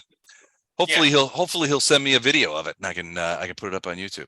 Hey, while I got you, we got to talk about Gen Con. So I got your text. What happened to the trailer? I know. Fabulous trailer, $900 done. But there's like 4 or 5 other ones I got lined up. So we're gonna be fine. We're gonna be okay. How is there anything I can do to help? Not at this point, no. So Okay. yeah, I got 4 or 5 guys on the string. As soon as we get off this phone call, I'm gonna be like sending messages to the, because I already reserved like 3 or 4 mothers. Okay. They're just waiting for the money. Okay, So gotcha. same kind of trailer, same kind of everything. It's just that when they canceled last minute, they were pretty honest. They said, "Listen, they just returned it, and we had some service repairs. We're not sure we can actually return it in the service before you get here in a month." So No kidding. So they rented it to somebody who destroyed it. wait, yeah, or something happened, like somebody got in a car crash or whatever. Oh So, man. yeah, so they don't want to like rush through it and have it Okay. available for us, which is kind of odd because I'm like, it's like they got 5-star reviews. It's almost I picked them 5, 5, 5, 5, 5, 5. Everything's Mhm. 5-star reviews. Right. So yeah, apparently somebody did something to the trailer. They got to fix it, and they're not sure they can rent it to someone else. They're like, "Hey, sorry." Well, frankly, that's it says something about these people that they're like, look, we're not willing to take your money unless we can deliver you a quality product. I mean, that's a good thing. Right. Yeah, it's a good thing. But So- I got three lined up right now. Okay. In fact, I got offers in. They Okay, may good. accept. All I got to do is like boom, boom, boom. Which one's the best out of the 3? Do you need us? Do you need our kick in to make that happen? Do you need us to give you the money? Okay. Not yet at all. There was like a $269 deposit I made. Okay. They've already refunded it. Oh, So, okay. which is no big deal anyway. But all they had to do now is like hit the freaking button and do it. But I got distracted with 4th of July weekend and then work over this week. And yeah, Gotcha. I think in less than 48 hours, we're gonna have another solution. Beautiful. All right. Let me know if there's anything you need from me, if it's money, if it's help, you know, that kind of stuff. I'm all in. But yeah, Matthias and I are still in. All right, cool. Yeah, it's not a money issue. It's more of a, oh gosh, like this just happened kind of issue. And Yeah. I've never done this before, but I suspect we're gonna be fine. Okay. All right. Cool. Let me know if that changes, and like I said, if there's anything I can do to help. So who's in the game tonight? So, so it's Gordon and Jennifer. It's Chuck, Mike Phillips, Eric, from quarantine, Okay. and Andrew Kerman. I don't know if you know Andrew or he's game with him. But yeah, he's an old friend of mine. He used to work with me at my old advertising agency, and we stayed friends. He will be at the pool party. Can you make the pool party? Buddy, I have this once in a lifetime opportunity to take my son Okay. down 11 Point River fishing for camping for 2 days. Totally get it. Nope, that's where we're gonna miss you, bud. That's where I wait in for like next week. I want next week because that's my weekend. I could do it. There were so many people that told me that it had to be the 22nd. That I don't know what's going on next weekend, but yeah, I had to go that route. So Well, sorry about that. You got Strange Eons on Friday, right? Yeah, you're gonna want to come by and have a martini? I think I might do that. And if I have That would be awesome. Come on by and say hello. I'll if we run into it, I'll let you play some monsters. Oh, I would love that. Can I do that? Absolutely. Yes. All Yep, right. So yeah. We usually get kicked off around 7. But I'm usually sometimes people come over earlier. So like Luke and Beth like to come over early. Doug sometimes shows up at the crack of freaking 6:30 or 6 sometimes. So it's sometimes people how late do you go? Midnight-ish. Oh, okay. Yeah. Not Old too school. late. Yeah. Old school face to face where you don't want to leave, right? Yeah, we have drinks, we have laughs, we have a snack table that is the rival of anything you've ever seen. So What can I bring? bring a snack. If it's What is Mara like? She like wine? Marla? Yeah. My wife Marla? Yeah. My wife hasn't had a drop to drink since she found out she was pregnant with Matthias, who's Like zero alcohol for like 24 years. No big old fat ribeye, no like teeny tiny glass of red wine. But she doesn't come down for these kind of things, and I mean she'll come down and say hi, I'm sure, but usually she stays upstairs. She doesn't get involved. All right. So what do you want? I'm good. Wine is good. If you want to bring a snack to share, and I've got booze, so if you want something, I'll make you a drink. We'll be good. All right, cool. I'll run some monsters for you. Give me like 2 or 3. And the rule set is Pathfinder 1. okay. Yep, but we'll consult when you get here. I'll look at where they are because they're in the manor house right now, so there's a couple of different things going on. But yeah, definitely we'll have monsters. All right, and let me know if you want to make it hard or soft or medium. Okay, sounds good. I'm a mini maxer. Fantastic. All right, man. All right. Cool.